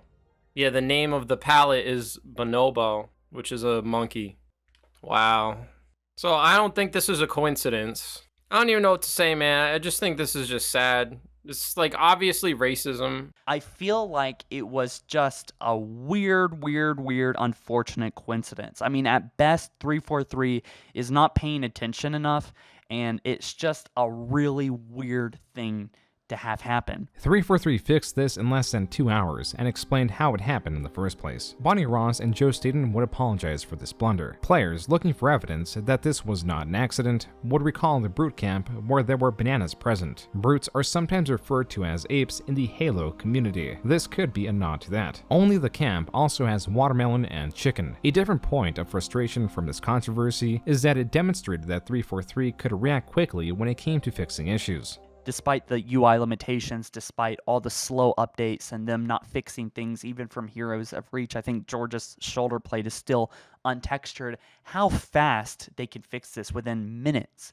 So very perplexing and very mind-blowing that this happened in the first place. And boy, 343, I don't know how much more Halo can handle at this point. I mean, this is just such a blunder. The lack of frequent updates remained a constant for the life of Halo Infinite. This was a terrible first year to their 10-year supported game. Where are the maps, dude? 2 maps in a year would be abysmal for a Battlefield title, but Halo? It's downright pathetic. And the 2 new ones in November are gonna be forged, so not even made with dev tools. In September 2022, Bonnie Ross left 343 Industries, citing a family medical issue as the reason. The studio was looking to be in dire straits. 343 could hardly support the multiplayer, and were certainly not going to support the single player. Answering any of the players' questions about the lore in the campaign would have to be deferred to books or other secondary media, and much of Halo Infinite already happens off-screen through audio logs. As for the books, Halo has far too many of them. While some of these just tell stories in the Halo universe and do not expand on important lore points, others have in-depth and important information on characters, like the Didact and his death. They also vary in quality as they are written by various different authors. There is no grander vision for the series, but there is an endless amount to catch up on, even for writers attempting to add anything to the universe, which is possibly why the series is so inconsistent. There is a Wikipedia page that tracks these inconsistencies, totaling to 326. The lore of the Halo franchise outside of Bungie's games is a confused mess. 343 Saga has perpetually failed to tell an entire story. Only the setup, which is erased in the next iteration,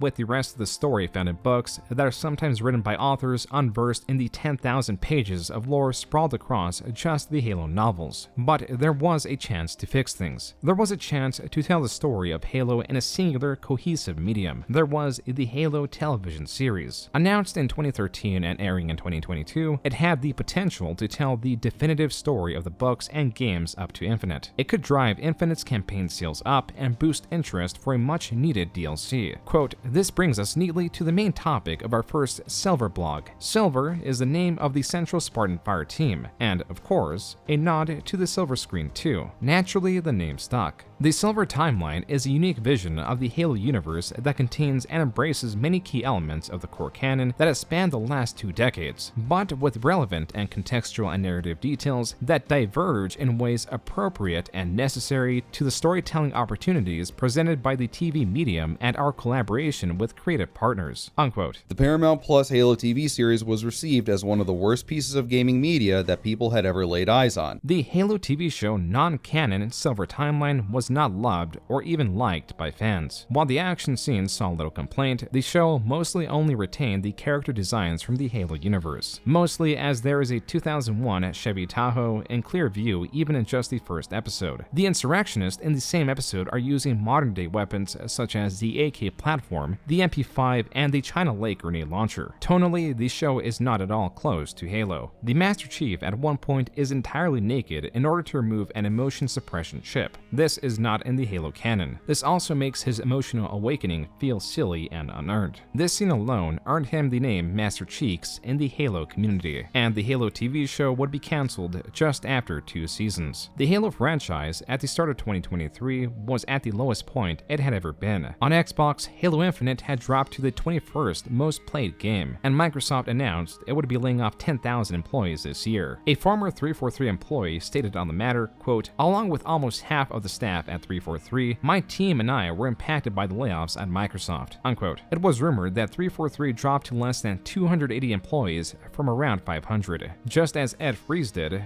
Joe Staten left Microsoft. Another possible firing was 343's Slip Space Engine lead. This came after the loss of the principal architect of the engine that left Microsoft in July of 2022. Excluding the winter update, Year 2 of Halo Infinite only came with 2 seasons. Meager offerings such as multiplayer game modes like Infection, or now the multiplayer-only Firefight, modes that came day one with prior Halo games. These updates were only sustaining Halo Infinite's small player base. The game's lack of resources, though always the fault of Microsoft, were possibly strategically reduced as the head of Xbox, Phil Spencer, states that exclusives are no longer a priority. I see commentary that if you just build great games, everything would turn around. It's just not true that if we go off and build great games, all of a sudden you're going to see console share shift in some dramatic way. We lost the worst generation to lose in the Xbox One generation, where everybody built their digital library of games.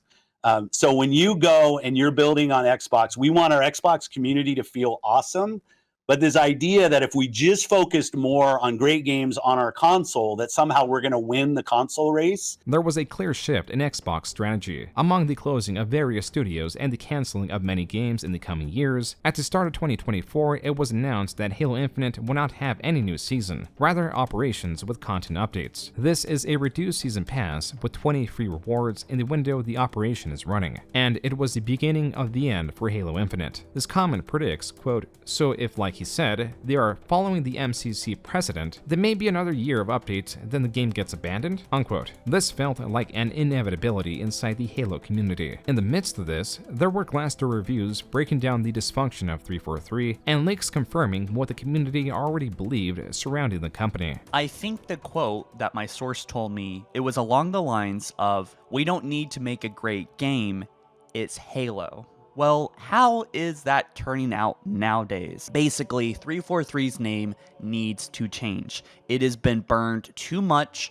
There is too much negativity around this company for it to be able to sell a new Halo game. 343's Halo is not going to bring back Halo, and that's kind of the unfortunate truth about Halo 7. Halo follower was correct. 343 was not going to bring Halo back. In October of 2024, 343 renamed themselves as Halo Studios. Their new project was going to entirely abandon the once highly promoted Slipspace engine, instead going with the Unreal Engine. Also abandoned in November of the following year was Halo Infinite. Quote, "Halo Infinite's last planned multiplayer update also welcomes permanent progression boosts, new maps, refreshed ranked seasons, over 200 never-before-seen customizations arriving in the exchange, and more. Steady on, Spartan, the future is infinite," unquote. The The future is certainly not infinite. Halo Studios' plan for 10 years of support for the game was a sham. This is rock bottom for the Halo series, where Halo has become an issue of investment. There is no intention to heavily invest in the franchise by Microsoft. No investment in Halo Studios to continue any storyline, and to that, nothing for the players to invest in the past 3 mainline Halo games. Why would someone invested in Halo 4 care for Halo 5 if the Didact is nowhere to be seen because he was killed off in a comic and Cortana somehow came back, practically erasing the events of Halo 4? Why would anyone invested in Halo 5's story look forward to Infinite if all the setup is literally blown up? And why would the fans of Bungie games, the audience Infinite wanted to appeal to, invest in the story or just the multiplayer if they are two separate, desperately incomplete, and abandoned titles? Even Halo 3 launched with a rudimentary but functional Forge mode. 343's model for Halo Infinite's live service did not work and did not make sense for the consumer. Separating the multiplayer and campaign in this case makes the game far more expensive. It would be as if Halo 3 released and players found that they are owed nothing when it came to the multiplayer. The game has half the maps of the prior game, and the extended armor customization is not earned, but purchased. Even Call of Duty, the closest surviving franchise to Halo, launches with their own multiplayer separate to Warzone. Halo 1 through 3 innovated. Halo Combat Evolved defined console shooters. Halo 2 carried the story of Halo Combat Evolved and launched with an extremely popular and innovative online multiplayer. Halo 3 finished the fight, refined multiplayer, and added new modes such as a theater and forge mode. 343 emulated. Halo 4 had a poorly received multiplayer mode that was like Call of Duty but inferior. Halo 5 had a poorly received campaign but a beloved multiplayer. And Halo Infinite contained 343's best multiplayer and campaign, but again, the company attempted to emulate contemporary shooters' battle passes and deferred progression to it while not having enough of a core game to justify it. In the last decade, Halo began a great journey, beginning as one of the most anticipated culturally impactful game series and ending as a disjointed, disappointing, and visionless mess. For a good reason, there are more remakes of Combat Evolved than mainline 343 Halo games. Halo Combat Evolved launched in 2001. It launched for PC and Mac in 2003. Combat Evolved Anniversary launched in 2011 and again in the 2014 Master Chief Collection. Now, in 2026, it is launching as Halo Campaign Evolved. As the name suggests, it will not have an online PvP multiplayer. It is a remake, not a remaster, and as per the 13-minute pre-release gameplay demo, the game will have sprint, rework elements of the map like barriers that were in place to force players off their vehicles, redo cutscenes and how they're shot. The game comes with many other small changes and the addition of 3 new missions. But the map design, the sprint, the lack of attention to detail, not to mention the popping in of textures, has players worried. There are fears that a studio that has been working on Halo games since 2007 cannot capture the simplicity of a 25-year-old game, a success that could revitalize interest and reset the series, or a failure that will accentuate everything Bungie did right. From the storytelling of Joe Staten that sought to apply mature themes of religion and mystery to a console shooter, to the music and sound direction of Marty O'Donnell and Mike Salvatore that solidified the tone of the series, and of course, the passion of Jason Jones, who brought all of Bungie's ideas together. And I remember. And then here we are. Just give me some black. That's right, Just give me some Joe. black. How, Marty? How much black? About 15 seconds. It's not 15 20. seconds. Come on, it's the ending of the entire game. Or is it the beginning? Oh, that's so. Da, da, da. Do we show credits now? Because that's going to be really boring. Oh my gosh. Since we're not recording anymore, I think it's safe to say, like, this is awesome. Like, Halo 1 had a beautiful simplicity that doesn't exist anymore. Yeah. This is awesome. Like, this is inspiring to see. But it's funny. Halo 1 seemed unwieldy compared to Marathon. But now Halo 3 seems unwieldy compared to Halo 1.